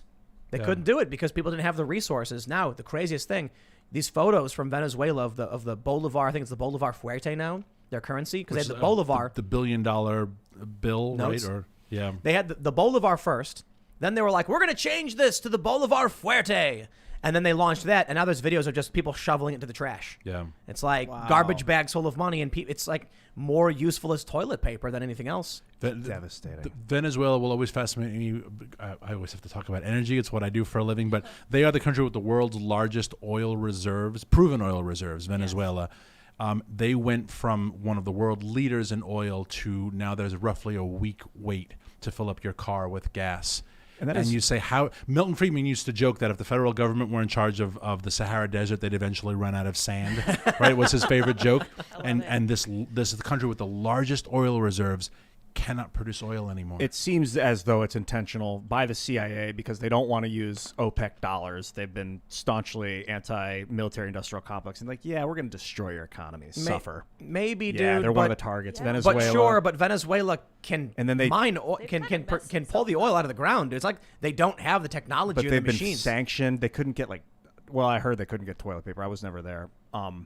and then they made a villain out of their leader. Like it's where does toilet paper textbook, come from? CIA stuff. The CIA makes the toilet paper? No, they just the U.S. government sanctioned Listen, Venezuela. So Venezuela needs to, if they were a capitalist economy, hey, they do a really Right. really if they well. joined us, if they simply joined the military-industrial complex. I'm not saying that. I'm saying if Venezuela allowed small businesses to grow and flourish, and they didn't mandate ridiculous garbage jobs, maybe they'd have their own toilet paper and wouldn't be worried about the sanctions. Maybe they would then have the infrastructure and the capability of producing machines that could harvest the oil and the petroleum and refine it. But there's kind of a small country, and they're a jungle country too, so they don't have a lot of the resources that. A jungle country? Yeah, there's a lot of jungle in Venezuela. So they need to develop it. The problem is they're a mismanaged command economy where an overweight man eats an empanada on TV while his nation is starving. And the CIA wants him gone. I don't look, man. Oh yeah. If my neighbor was mad at me and he was blocking the road to my house or whatever, and there were still like tons of land on my property and a capability of taking care of myself, there's a certain point where you got to be like, well, I shouldn't have bought a property with no easement for the road. Venezuela has the ability. The problem is they are a horribly mismanaged country. Maduro was a bus driver. Hugo Chavez was like, we want a working person to be in charge. So this bus driver is going to be the president from now on. Welcome to the popularity contest. And didn't Venezuela dissolve their Congress or something? I mean, Venezuela, before Hugo Chavez came into power, was by far the wealthiest country in Latin America and by far the most educated. I mean, they were almost on par with the United States in terms of GDP, in terms of prosperity. So to watch their decline under someone who was elected under a lot of the same rhetoric we hear, fair share, the rich get richer, the poor get poorer. When I'm in charge, we're going to have a blah, blah, blah. And people, going back to one of the earlier conversations, people vote for their own interests. And if you make their interest taking other people's prosperity, wealth, absolving your debt, people are going to vote for that. Oh, it's possible because Bush and that's what happened. Bush hated Chavez, Yeah. Bush Jr., and just because he used military-industrial complex all the way. They wanted Venezuela's oil. So maybe Maduro was kind of like a CIA plant. They got him in, and now they're villainizing him to make. They let him ruin the country. Ian. Now they're like, we got to get him out and put another guy in that's even more sympathetic to. This our is all cause. conspiracy level stuff. Yeah, but it's also we talk about the CIA in and plain their sight involvement, stuff. and we're never going to know. We understand the tales of the Economic economic hitmen. hitmen. Yeah, we know yeah. about all that stuff. But the fact of the matter remains. I have been to Venezuela. I've literally seen how awfully managed the country is. I have seen other journalists go there and go to Potemkin supermarkets and lie about the food they have. Luke went there. He went to a random neighborhood market. He's like, it's empty. He traveled around and saw how bad it was. And these other journalists come out with these videos where they're like, look at all this glorious food in Venezuela. And it's like, clearly that's not true. I had to flee the country rather quickly because I got accused of being a spy simply for being there and showing people what was really going on. There were protests. Students were revolting. It was bad. Caracas at the time was the murder capital of the world. This is a problem of leadership. And I get it. Maybe there's the CIA doing everything in their power to stop them. But listen, if they're a jungle nation, maybe they should start developing parts of their country. It used to be that people would go out with a saw and just chop trees down and develop land. Then we got machinery. Maybe they can't get access to a lot of these things, but it doesn't explain why they have ridiculous jobs at ridiculous companies, why they can't start small businesses, why they can't produce food, and they have all of this oil they don't know how to use properly. Now, apparently, oil is cheap for the people there, but it's really hard to get because they're horribly mismanaged. Well, when you're shoveling your currency into the fireplace, it doesn't matter if it's cheap. Right. Right? I mean, if it costs 45 cents a gallon, you say, well, that's cheap. But if hyperinflation makes your currency useless, well, then 45 cents is as expensive as $4. And also, hyperinflation is obviously their fault. It is the fault of their own country. Yeah, they're reacting. So if I'm not going to call it reacting, it's mismanagement, bro. Well, communists don't. It doesn't work. Too. Now I'll tell you this: China certainly figured it out, but look at what China does with their capitalistic enterprises. Yeah. Venezuela doesn't do that. They have a command economy. Maybe they'd learn if they just looked at what China was doing and they could make their pseudo-communism work. But I guess that wouldn't really be They're communism. so tiny. That's their problem. They're kind of a satellite state. I feel like it's not an excuse for a country to be like, but America is mean to us. It's like, so you have to, like, you're responsible for yourself, man. You can't complain that someone else won't send you toilet paper. I'm curious to see what happens with China as their crackdown on Hong Kong continues, because it is a huge economic engine. It's a world economic engine, a financial hub. They're really cracking down hard on Hong Kong. And if Hong Kong is unable to compete on a financial world level in freedom, I wonder what that does to the overall Chinese economy. I mean, like taking over Hong Kong hard has been a 20-year plan since the turnover, which I think was like January 1st, 2000, right? Wasn't it right at the beginning of the millennial was when the UK gave up Hong Kong? I don't remember the exact date. And there was like a certain time frame. There was a certain time frame, and here we are 20 years later, and basically I'm sure the Biden administration would recognize the word on the street is for the expats is don't stay in Hong Kong. Like, it's kind of crazy. Taiwan's next. Go home. Hong Kong was a British colony, and then they were like, after 100 years, I think it was, we're going to give it back to China. China's like, we're going to take Hong Kong, but we're not going to infringe on some of their sovereignty. Although they did by extraditing criminals to the Chinese courts. But Hong Kong's never supposed to be independent. That was never part of the deal. So this whole like free Hong Kong thing is not what was ever part of the global plan. The U.S. is pushing it right now because I think a lot of Americans would love to see a independent Hong Kong state. But the idea was the British give it to the Chinese, terrifying as it is. That was the plan. Are we gonna back out on that? What year do we live in?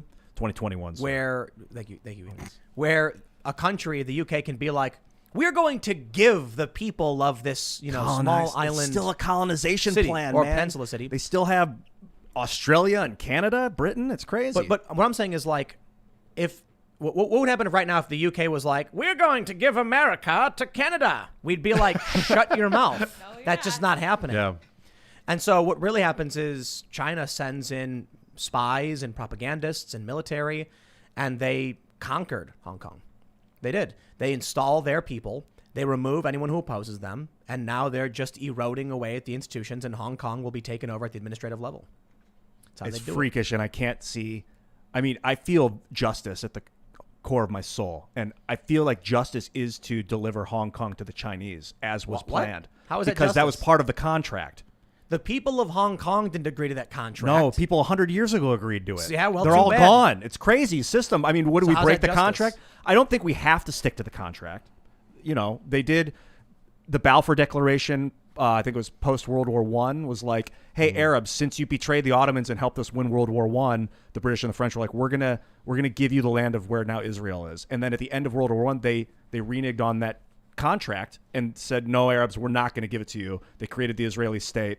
And that's where all this tension came from. The Arabs were like, we were supposed to have that. It was a contract. Yeah, I think giving people their freedom is always a good thing, but returning people to an evil regime is not. And so to say, like, we're going to give Hong Kong its independence from the crown, I mean, we got our independence from the crown. I would be in favor of that. But that would be like America saying, and now we're going to give Puerto Rico to Cuba. And right? It's like, well, because you speak the same language and you're very close to each other. I'm like, well, wait a second. Why are you sacrificing us as your people? And I feel like the British they were their people, and they turned them over. And they turned them over to the communists. And I mean, we fought the whole Eastern bloc of Europe was to prevent the Soviet Union from infringing more and more in there. Because we realized how evil it was, and now it's like, you can just take it. As well, take the Czech Republic. It's all good. You got take Austria. You guys speak the same language anyway. Isn't it really funny that 2 world wars and a Cold War were fought for the express purpose of stopping one consolidated power taking over Europe, and then finally they're just like, maybe we should just do it anyway, and then the European Union comes in, and there you go. Yeah, exactly. And now we're teaching all our kids Mandarin in class because we think it's fun. It's like, great. We'll just learn the language of your conguering overlords. Hey, get ready for assimilation. Yeah, Hong Kong is the elephant in the room right now. Like, what do we do if it becomes independent? China will invade, and we'll be forced to have some defensive pact, catalyzing World War I all over again or whatever. Some stupid. If the British keep it, then they're under violation of contract. I mean, that'd be a terrible situation. China would take it even if Britain was like, we're keeping it. They'd be like, we don't care. They would. Don't care. It's basically connected to China. They're going to take Taiwan because to the pro-Chinese individuals, they genuinely think Taiwan is already part of China, the one China policy. So there are like other YouTubers who are super pro-China who have like ragged on me. And they're like, Taiwan is not an independent nation. It is not recognized as one. It is a part of China. And I'm like, okay, well, you have no control over them, so I beg to differ. You're going to need to send in military to conquer that island because you don't have control over them. They are independent. Yeah. That's completely different than the Hong Kong. Taiwan is like another pseudo-independent but my point state. is, China is preparing to go in and take Taiwan. So you think the UK saw the writing on the wall, and they were like, well, we've fallen from grace as one of the great empires of the world, and now we're a tiny island nation that can't even win a deal with the EU for it takes 3 or 4 years. What are they going to do against China? The queen is powerless. So she dropped to her knees and she kissed the pinky ring of Xi Jinping. That's what the queen did. Pathetic. And that's why we should impeach the queen. Absolutely. Impeach Queen Elizabeth. She's a bigot. Dude, the Olympics in China, it's so reminiscent of World War II. Like, we're going to cede land to them like we did with Czechoslovakia, I think it was. And then we're going to hold the Olympics in China to appease them, show the world they're not so bad. Yeah, exactly. And then Joe Biden's going to go, come on, man. Peace in our time. And for reference, we hosted the Olympics in Nazi Germany. Yeah. What was it, 1930 or something? And our U.S. Olympic Committee just allowed, today they passed a ruling that you are allowed to protest the national anthem at the upcoming Olympics. So we will have quasi-communist athletes in China kneeling at the national anthem after their taxpayers just paid for their 4 years as a I'm sorry. speed skater or whatever their little activity is. Why are people ragging on me for being so pessimistic?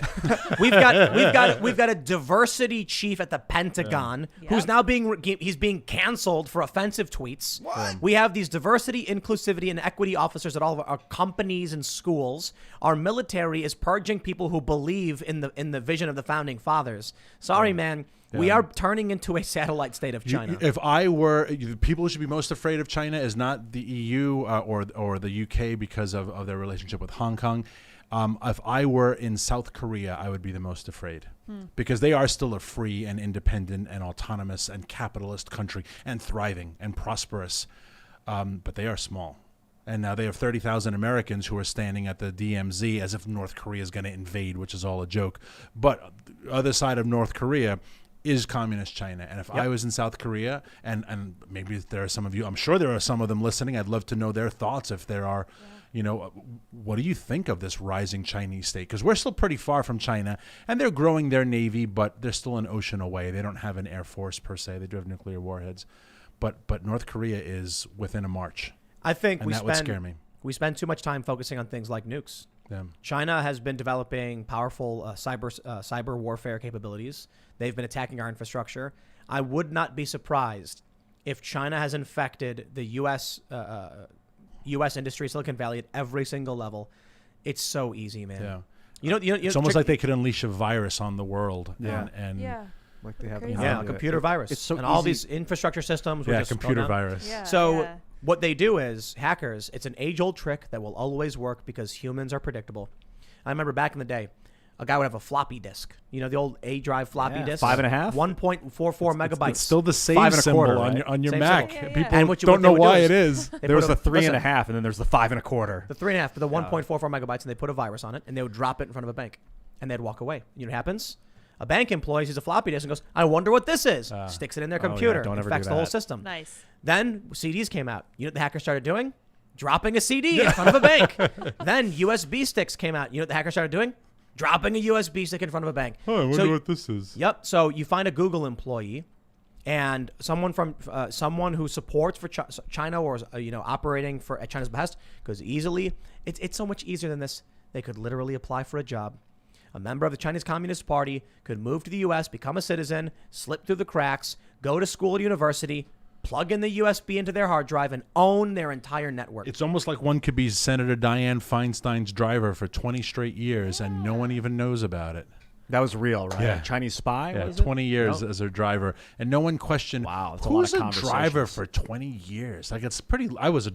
My first job in the Senate was a driver, but that's the job of like a kid. It pays nothing, and it's a driver, and you eventually kind of work your way up. But this guy was like, nope, I just want to be her driver, listening to all of her phone calls. Or you could be a Democrat running for office, being supported by your good friend Fang Fang. Yes. He's been in China in more ways than one, and he knows what's happening. Knows, yeah. You know, Spicy. Finger on the pulse there. yeah. Well, look, man, I try to be optimistic as much as I can, but There's a lot of things to be optimistic There about. is but chickens. Yes. chickens, technology, the human spirit. Starbase City, Which Elon is- Musk's new city wants to build. And Excellent. your Starbase. million fans who are watching right now who believe in freedom and the human spirit and true. prosperity. That's true. And there are a lot of us out there. But you're right. It is easy to be defeatist. Yeah. Without a doubt. Yeah, about but you know certain what? things. Every day we get up, we do this show and talk about this stuff. It's because we're not giving up. Yeah. Like if we were Otherwise, playing I just Civ, make Minecraft videos. if we were playing Civ, right? If this was a global game of civilization, I would not be trying to militarily defeat China. I would be looking for other ways: cultural victory, scientific victory. Let's build the spaceship first. Elon Musk is going for that spaceship If victory. we can colonize Mars before the Chinese colonize Mars, that's a big jump start on control of our solar system. If that's such a desired plan. Yeah. Elon Musk is building Starship. They had a failure again on the 4th test, which is sad, but he'll keep working. And one of the victories in civilization, the video game, is to colonize space before anyone else. So if Elon Musk gets that done, I don't see China working on colonizing space. They're well behind us in that regard. Yeah. So maybe we'll be on Mars, and then China will be like, yeah, well, we got the biggest economy. And then a bunch of Americans on Mars will be laughing and cracking open champagne and being like, look at all this red rock we got. You got nothing. It's iron, baby. It's iron. All right, let's jump over to Super Chats. If you have not already, my good friends, please do us the honor of smashing that like button because it really does help. Don't forget to subscribe. We are so close to breaking 1 million subscribers. guys. There are 41,000 people watching this right now. If everybody who wasn't subscribed, I'm pretty sure we would break 1 million. So please consider subscribing. And also share the show if you really like it. Don't forget to go to timcast.com, become a member. My friends, I believe we're going to give another projection. The new site will be up this week at some point. We thought it was going to be last week, but we want to make sure that when the rollout happens, nobody's adversely affected because, there's bugs and stuff. So we're working on it. But this new site is going to have a bunch of awesome content. We're going to bring on some writers. We're going to actually produce articles and cultural commentary. So it won't just be podcasts. It's going to be a lot more than that. That being said, it is time to go to those Super Chats. So as always, YouTube for some reason blocks the name of the first Super Chat, so I apologize. They say, our country is effed. What skills should I pick up to survive in this dystopian world? Okay. You should download a general survival guide app to your phone right now. Not because the world is going to end, but because sometimes people get lost in the woods. Imagine that. You're lost in the woods, and you're like, what do I do? And you pull it up. If you're lost in the woods, do this. Boom, you get saved. You know what a lot of people do? They make a mistake of? Their car breaks down in the middle of nowhere. They leave their car. Yeah. Really easy to spot a car from the sky. Really hard to spot a person. That's a big mistake. See, survival apps you got to do. All right, let's see. Tony P says, I love how the NRA is posting ads on your channel. Everyone just remember, no other group has done more for gun control than the NRA.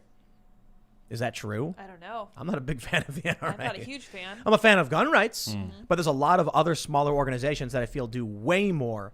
I wasn't, I've only in the past year or so been getting more and more into guns and stuff. But when that Philando Castile thing happened, I got really mad at the NRA. You know that story? No. Legal gun owner, black man, in his car with a legal gun, and the cop, he gets pulled over, and the cop is talking to him, and he says, I got my firearm with me. The cop panics and shoots him. Oh. And where was the NRA? They dragged their feet. Well, we got to get all the details. I'm like, nah, dude. A legal gun owner was shot by a cop who was legally holding his gun. We can't. That's messed up, dude. Not a fan of that stuff. But I don't know. I guess I don't know enough about the NRA to say anything. All right, let's see. Tony Rogers says, Tim, you should have Crowder on your show. I dare ya. I would love to have Steven Crowder on this show, but Crowder runs his own company, and so I will tell you this. I have spoken with Crowder, and I have said, bro, open invitation whenever, just come on the show. He's in Texas. He's got his own employees, his own business. This is the difficulty with having people on the show who do other shows. I know a lot of people are like, get Skype. We're not set up for it. I honestly don't want to be set up for it. There is a much better dynamic when you're sitting in a room with someone, looking them in the eyes and having that conversation. So I'll be honest too. We've had a lot of people who have hit me up, high profile, prominent personalities who are like, I want to come on your show via Zoom or Skype. And I'm like, I'll be honest. First, I did install Zoom on this when we were first getting set up, and it somehow broke OBS. And I had to do a one of those previous state thing. What is it called? Yeah. Rewind. I had to rewind the computer. Yeah, I know what you mean. Because I don't know what caused it. We even had a recent guest who was like, I'm going to use the browser version of Zoom, and that also disrupted. And I was like, oh, geez, it's causing us problems. So I was like, you know what, man? It just remote doesn't work the same way. Yeah. It really, really doesn't. But I'd love to have Crowder on. Michael Konani says, have Crowder on the IRL. Yes. Well, what you guys need to do is you need to tweet at Steven and say, go fly out to Tim's Steven, place yes. and Mr. Steven, fly out to Tim's. Come on his show because we'd love to have him. Titus Flavius says, just felt the need to correct your Fallout lore from yesterday. Bottle caps are not a fiat currency. They are backed by cleaning drinking water for their value. Clean drinking water? I'm going to need some documentation on that statement. I know you can melt them down into bullets. Maybe. It's crazy. JTW Geek says, Tim, did you know the book of Revelations was written in code? It's Revelation. Someone yelled at me for saying Revelation. No S. It's Revelation. John the Baptist was a prisoner and couldn't send religious text to his followers, so he had to make it sound like a madman's ravings. Well, it works. Interesting. Wow. I love this. Austin D says, Tim and the gang love the show, so when are you bringing on Crowder? Literally right now, Crowder could show up at 2 a.m. I would go live with him if he was here. That'd be fun. I'd have to drive down. It'd be fun. You should bring Crowder on. Oh, Yeah, that's a good idea. Thanks, And Daniel. also Steve Crowder, Listen, if you can get him. Good idea, right? Yeah, I know. It's more up to Crowder than it is to me because, of course, he's welcome to come on the show. Yeah, man. There's a lot of people who want to have on the show, but, some people are big, popular, famous with their own platforms. They don't need or want to come on the show, so... Rising Underdog says, Tim, fly Steven Crowder out and have him on your show this week. Also, you and Adam Carolla need to be on each other's shows. Adam Carolla's neat. Something tells me that Steven Crowder is substantially wealthier than I am and doesn't need me to fly him out, but I would absolutely fly him out first class, put him up in a 5-star hotel, all that stuff, because I like Steven Crowder. I think he's great, and I'd love to have him on the show. Yeah. But look, I can especially imagine right now, with everything that's going on, he's going to be 10 times busier than usual. I mean, this is his business they're putting under threat. But it would be great to have him, absolutely. Sean Reynolds says, Tim, you and Steven and Tom McDonald are single-handedly changing the next generation. My 14-year-old brother-in-law listens to you, Steven, and Ben Shapiro all the time. I hope to meet you someday. Keep it up, brother. I appreciate it, man. That's awesome. I heard recently from a friend that there are some 13 and 14-year-olds who watch the show.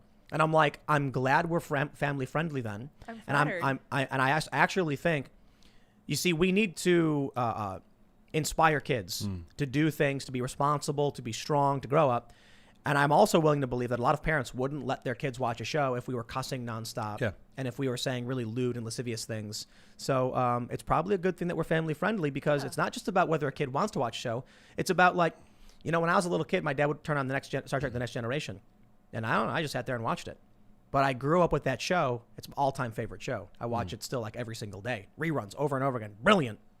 And that's the power of some kid sitting with his dad and his dad being like, this show is fine for my kid to listen to. It's important ideas.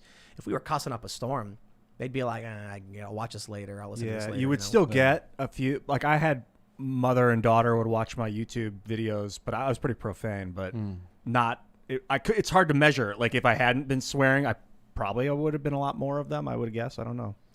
Yeah. But that's rock star when you get multiple generations of family to That's awesome. check out your art. Justin Bookman says, hey, Ian, as a fellow Ohioan, did you ever go to Kings Island or, I don't know, how do you pronounce this? Geauga Lake? Oh, Geauga Lake. Geauga Lake. Yeah, in Aurora, Ohio. That was my go-to. That was my first theme park. I went on the Big Dipper and the Corkscrew. Oh, fun. Eventually. Awesome. The double loop. No, it was the double loop. I did go on the Big Dipper. That was and Cedar Point. I never went to Kings Island, though. All right. He also says, I also have some book recommendations. Battlefield Earth by L. Ron Hubbard. Great movie. I mean, kind of a terrible movie, but great movie. Sphere and Prey by Michael Crichton. Excellent. Oh, Crichton. Yeah. Street Lawyer and The Testament by John Grisham. High Lids. Hello. I hear There you go. Sphere is really epic. Did you ever read that? No. Michael Crichton novel? Crichton, yeah.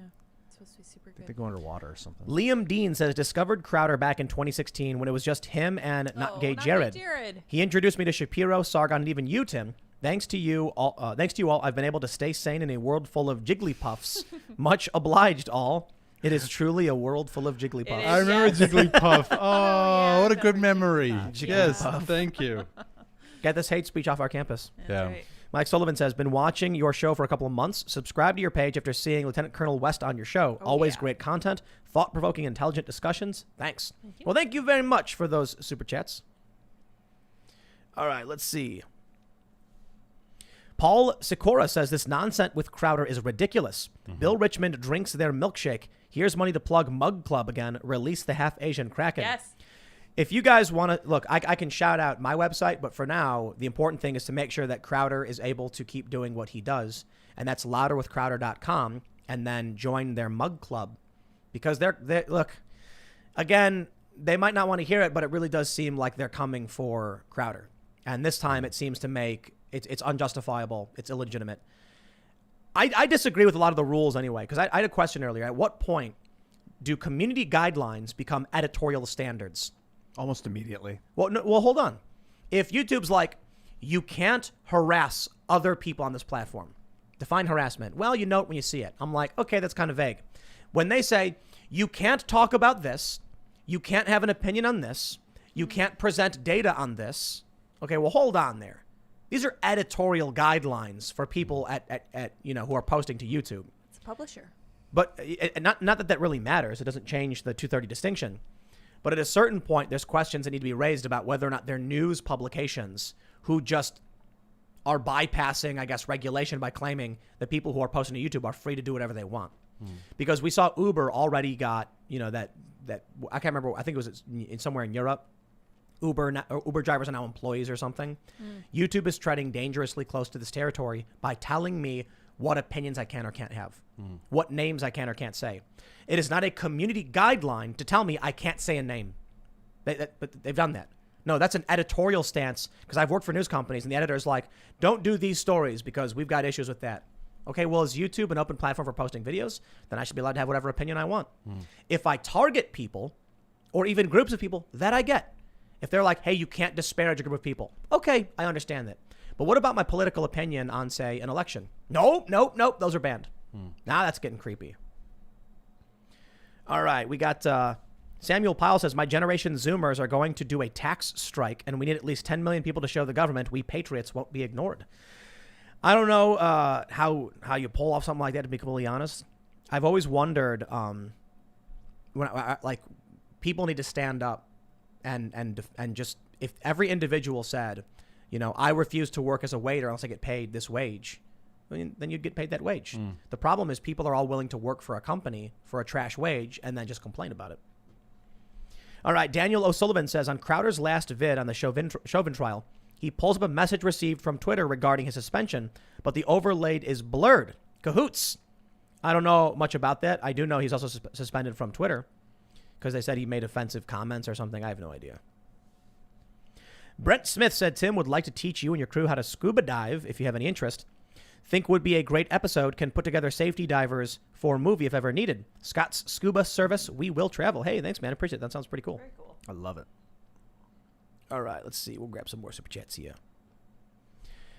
It's just a period, and they say, why do the Republicans think they're going to win? They keep ignoring and discarding their voters. Why would anyone support them?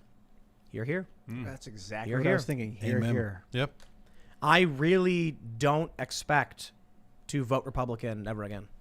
And a lot of people are like, Tim, that's defeated. You have to vote Republican. No, I don't.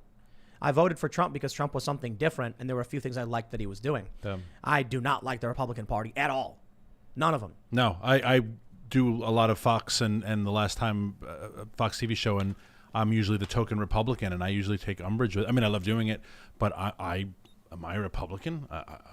Holy cow! I don't think so. I mean, am I on the right? Absolutely, but I don't want to know what Republicans are on the right these days. There doesn't seem to be a whole heck of a lot. If I lived in, where's Rand Paul? Kentucky? Kentucky. If I lived in Kentucky, absolutely, I'd vote for Rand Paul. Yeah. I don't, and I'm not. Maybe. I mean, I guess the idea is I don't want Democrats in Congress because what they do as a collective is different from what they do as individuals. You could have an individual, saying like, we're going to be a moderate and we're going to do all these nice things for you. And I'm like, no, you're not. You're going to get on your knees as whoever the Speaker of the House is. So I'm not interested in that. Yeah. Problem is voting against is a dangerous game because if you don't know what you're voting for and you vote against something, you might end up voting something worse than it. Exactly. Yeah, exactly. Well, I don't know what else you do about it. Start your own party. I mean, really, honestly, what it comes down to is you do it yourself. That's I'll just write nature Ian of this Crossland. country. Write me in. And then we'll make it'll be a funny T-shirt. We'll meme it. No, it'll just be like a very funny circumstance where Ian one day wakes up and everyone just wrote his name in and he finds himself as president and he doesn't know what's going on. I almost wrote my name in 2016. I was so flustered with that experience. All right. Pepper O's says, many of us in the military look at this as a joke. We know this is not training. This is brainwashing tactics that many college lefties say we go through this time. I agree. They can shove it. We see through their BS. I think that person raises a great point in that I'm sure a lot of people are just like, I have to sit through this class for an hour. All right, I'll sit through the class. And what do you want me to say at the end? Say this? Okay, fine, I'll sit through it. It still shouldn't be happening, but I wouldn't be surprised if that's the predominant response of just like, let me just get through this. And Easy I'll just, credits. Yeah, like when you were in college. Professor, what do you want me to say? Okay, sure, I'll say this. You don't have to show up all give the me time. An A. Yeah. All right, so the Civic Nationalist says, Tim, earlier today you said that very few people stand up for people nowadays, but that is how it's always been. There are those who are adventurers and those who learn about those discoveries. Be the change you want to see. That's a very good point. Frank says, make the voting test be the same as the immigration test. I mean, that's actually a really good point. You know, and then we can frame it as though, like, well, you support immigrants, don't you? Yeah. There was a statistic not recently, but maybe like 2 weeks ago, that was 60% of Americans couldn't pass the civics, the citizenship exam, and it's not exactly a hard exam, and most couldn't possibly pass it. We've got Timothy Peterson says, CRT, critical race theory in the military. On my first day of basic, Drill Sergeant Clark said, quote, there are no insert every slur you can think of in this platoon. We are all green. If you don't work together, you will fail. That's not critical race theory. That actually that's, in my opinion, a great statement. Yeah, that's great. Don't be racist. Learn to work together. Critical race theory would be like them coming in and then saying, like, there are no of this, racial slur, but there are some of this racial slur, and they need to recognize why they're a problem for this platoon, and you should go do push-ups. That's what critical race theory is. All right, we got Shoddy Viceroy says, I find it funny that people say solar energy is super good. I started working in the field, and holy moly, there's a lot of circuitry and issues with the inverters. I love this guy. Yes, absolutely. Amen. Well, explain, elaborate. Well, I mean, look, the technology is not there yet. And so we are forcing it. We talked a lot about collectivism and central government. We are forcing it faster than the technology allows. Solar panels on your house can maybe power your house if you're not running the dryer and the microwave simultaneously, right? But it cannot. There is no country that is running its electricity on 100% renewable. And there are countries that are way greener than America wants to be, and it does not happen yet. No, let me rephrase that. There are no advanced countries. No, but isn't like Denmark doing like 100% wind? No, God, no, not even close. No. Oh, okay. and they may be claiming they are, but they all have fossil fuel redundancies. Right? There is no 100% renewable. And where are they all made? Well, 75% of them, China.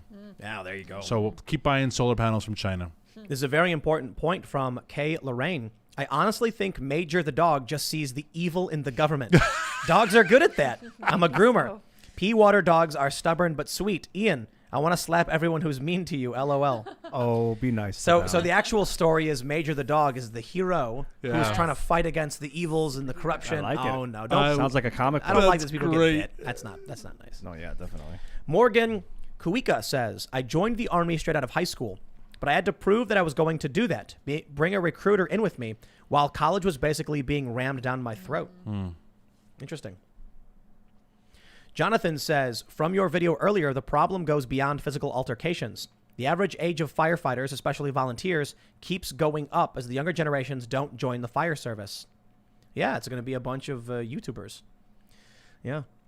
How sad is that? Who would want to be a YouTuber? The worst job ever. Do you actually make money on YouTube? Awful. I know. It's not even a real job. No. Yeah. Join the Army. Join the fire department. Don't be some guy who sits in a chair and complains in front of a camera all day. Listen to my opinions. I got to be honest. Yeah. I would absolutely say that a firefighter is very much more important than the average YouTuber. Oh, for sure. But the problem we have right now is that trade jobs are being completely ignored because the younger generation is being told you want to be a computer scientist or something. It's like, dude, we need people who can fix toilets. Yeah. And you know what's funny? When your toilet breaks, you will be on your knees begging, please show up today. Please show up today. And they're going to go, sorry, we're booked. We can be there tomorrow. And you're like, no, my toilet is broken. Ben's made this point. Ben Townsend, who works with us, he's our artificial intelligence engineer, more or less. But he's like, the things that we will still need are manual trades that our fingers do because we don't have computers that can do those things yet, like plumbing, electrician. I just want to stress this point. You might need a computer scientist. You might need a vlogger or a blogger. Maybe people are saying, Tim, you provide a great service because you're helping break down this information, having very smart conversations. But I will tell you this. The moment your toilet breaks, you will be begging for a plumber at that moment. Look, we had a condensation, happening on a pipe, and it was like dripping, causing damage. And we're like, this is really bad. and we call the plumbing, heating, and air, and they're like, we can be there in 3 days. Yeah. And I'm like, oh. No one has ever screamed out in fear, like, is there a critical race theory major? I need a YouTuber. I need a poetry major quickly. Along that same things of the learning to fix things, etc. The very first question you got was that kid or younger person who said, like, what can I do to get ready? You said the survival video. Yeah. I would also, if I could say one thing, watch YouTube videos. Don't play with electricity if you don't know what you're doing, but try to fix things yourself. Yes. That's the best advice I think I've given young people. I have so many splinters on my hands from trying to fix things on the farm that I don't know what I'm doing. You know, like I said, don't play with electricity. Don't get yourself killed. But if something breaks, even your toilet, and you're like, I'm going to try to fix it, I guarantee you there's a YouTube video. See, we love YouTubers. Yeah. Try to fix things yourself. It makes you makes you feel like you've accomplished something also. Why don't and we you just learn stuff? Can we get some firefighters to film and do a vlog about being a firefighter? Oh, with GoPros, that'd be awesome. Think about how amazing that would be in terms of like content. Now you blur the victims, you don't show certain things, but explaining what goes on in a fire department, showing the fire poles and the outfits, explain what the outfits do.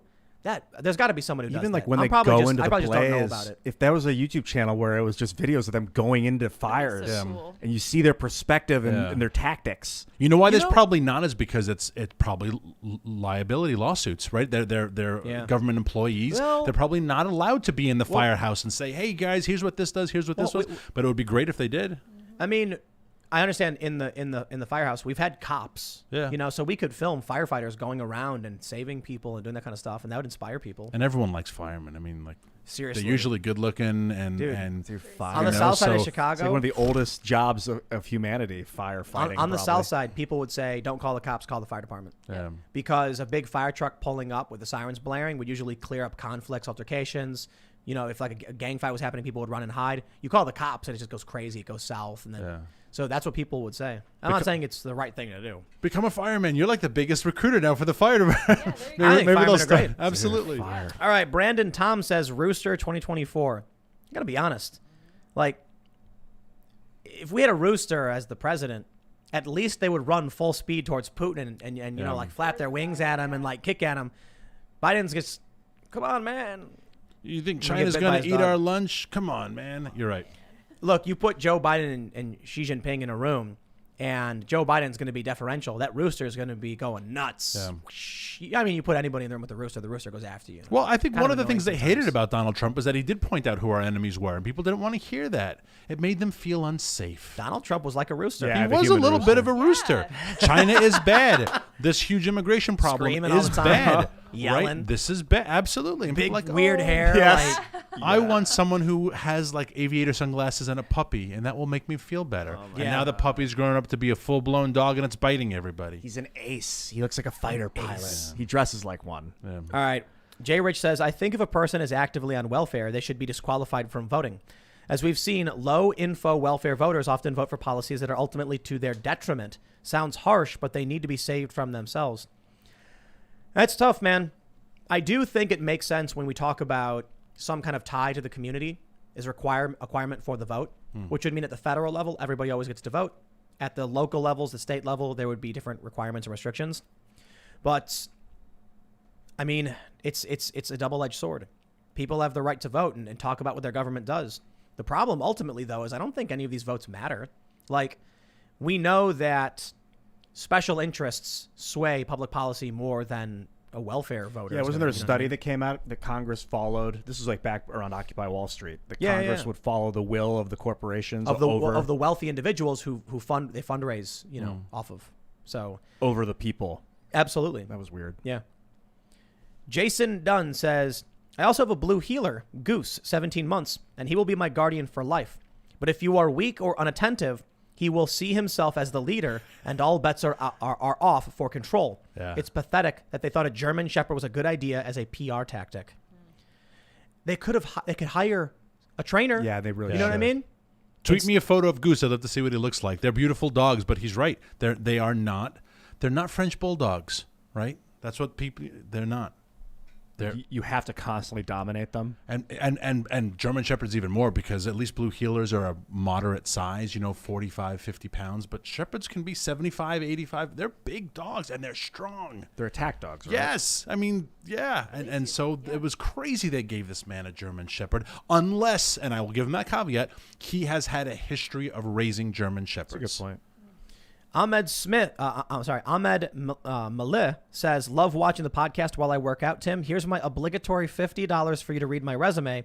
I'm applying as a writer. You can find my blog at ahmedmalih.com. Hope to hear back from you soon. Love you guys. That was never a legitimate thing. That was a joke. You don't need to give us money for us to read your resumes or anything like that. And I have to say, we explicitly will not look at resumes based off people sending in super chats, because Some people can't. yeah, we're not. Yeah, It's called solicitation. We're not doing that. Yeah. We're not. That But was never nice a thing. super chat, dude. You're getting pumped to this. That's right. I used to do that with Rogan podcasts. I get so inspired. I start doing push-ups. You should watch. I got a bunch of super chats, but you should watch Carl Benjamin's mini doc on Venezuela and the history of what cool. happened. But Ghost of Recon says Ian needs to read the history of Venezuela instead of relying on the Vox breakdown. Chavez destroyed Venezuela long before the CIA got involved or sanctions were imposed. Well, I don't know. How do you know that the CIA wasn't involved since the 70s? I don't know. You have to look up. Because maybe these people have read the history and watched the documentaries. Yeah, but the CIA does stuff that's called clandestine where no one knows about it. Sure, but I think at this point the proper response should be like, I should watch those documentaries. I and gotta will. go.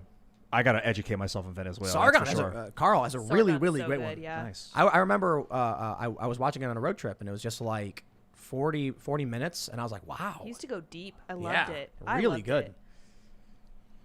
Jeffrey Grajic says Hugo Chavez was on a Venezuelan late show one night talking about soccer, and Colombia got so upset he sent a tank division to the Colombian border from the set of the show.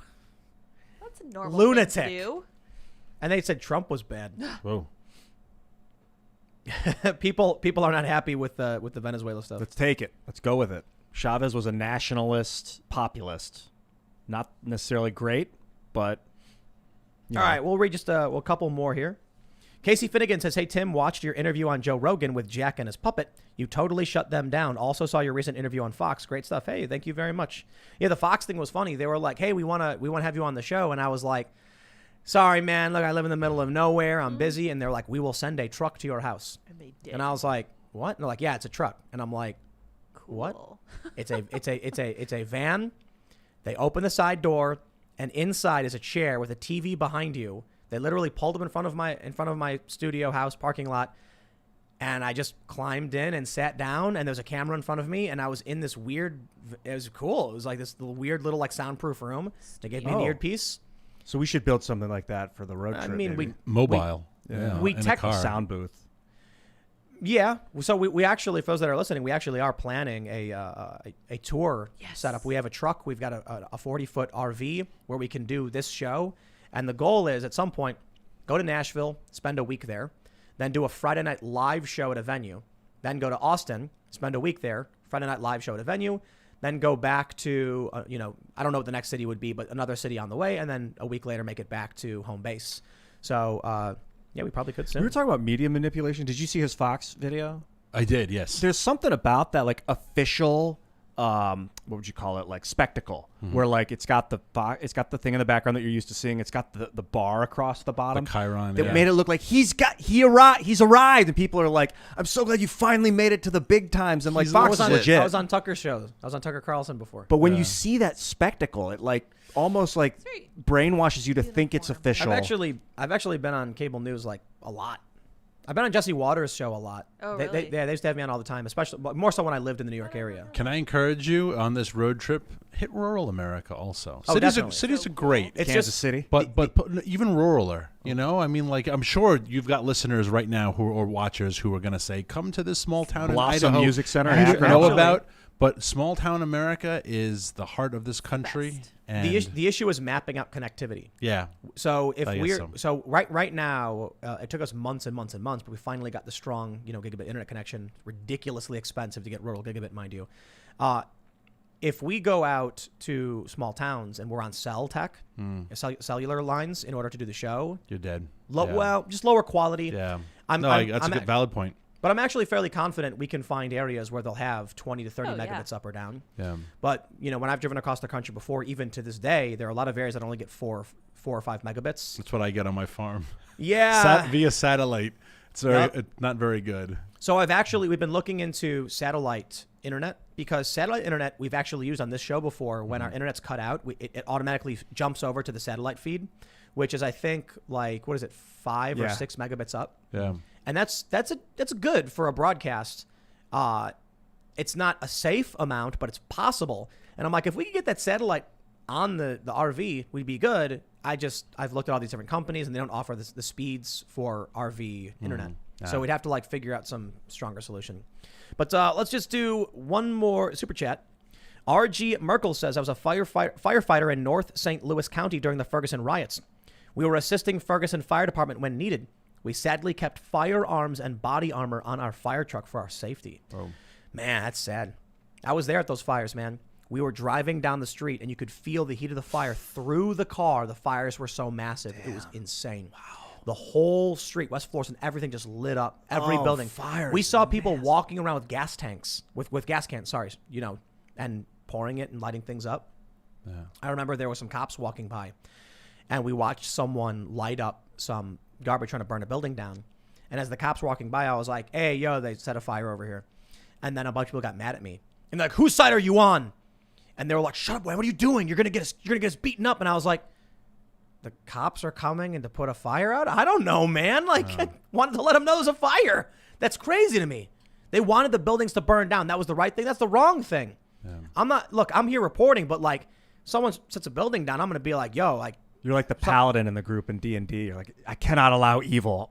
And you're like, call it out, even if it's your own party member. Well, they think the cops were evil. But I'm like, I don't know what burning down this building has to do with anything. And someone could be in there and get hurt, man. Yeah. But they wanted it. So when I shouted out, where was that? Ferguson. Dang. Yeah.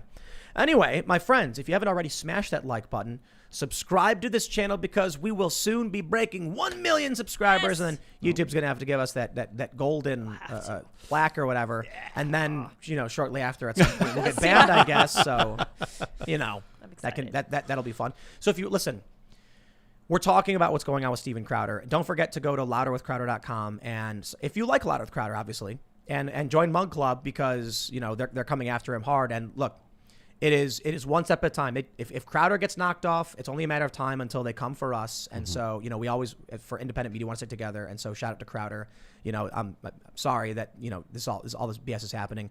But go to timcast.com as well. Become a member, because we're going to have a bunch of original content. We're actually starting the conversations about doing original shows. I've had a conversation with a couple comedians about movies and funding full-on TV shows that we would produce for probably timcast.com, and actually just making real content to build that culture. We've filmed some vlog content so far, but we should need to get to that point where we're actually pumping it out. And we're even going to bring on writers for timcast.com. So please become a member, help support the show. And you can follow me on social media at Timcast. My other YouTube channels are youtube.com/Timcast and youtube.com/TimcastNews. This show is live Monday through Friday at 8 p.m. So make sure you tune in tomorrow, because, we'll be back. And share this podcast. Really is the best thing you can do. Just tell people to listen to it. Help us grow. And if you're listening on iTunes or Spotify, leave us a good review, because that also really does help. Give us 5 stars. And Daniel, you want to shout anything out? It's been awesome being with you. Great issues to talk about, great conversation, and always a pleasure to be here with you guys. So thanks. And the people who said what you are doing for the culture, cannot emphasize it enough. We need more people doing this, and so Absolutely. It's great. More voices. You got a social media account or anything like that? Yeah, so powerthefuture.com if you care about energy issues. I am Daniel Turner PTF on Twitter. I think it's the same on Facebook, Instagram. But yeah, we talk about energy, environmental issues. Love to hear from you if you have questions, and send me pictures of your blue healer. Yeah. Right, I love you, man. Thanks for coming. You guys, I love you and I really like your comments. I like you, and thank you for all the super chats. I wish we could get through more. They're really, really entertaining and enjoying to listen. And thanks for putting up with my diatribe on Venezuela. I'm definitely going to look into that, because it's probably one of the most pressing issues on earth right now. So something we can all probably educate ourselves with. You can follow me at iancrossland.net if you'd like to purchase a mug or other things, and check out all my socials from there. Thanks again. And I'm Sour Patch Lids, and I will say that I used to love listening to Sargon talk about history. He talks some about ancient history, and right now they're going through the Stoics, so I especially love that. That's my wheelhouse. I am Sour Patch Lids on Twitter and Minds, and Real Sour Patch Lids on Instagram and Gab. We will be back in about an hour with an exclusive members-only segment over at timcast.com. So make sure you sign up, and we will see you all there. Bye.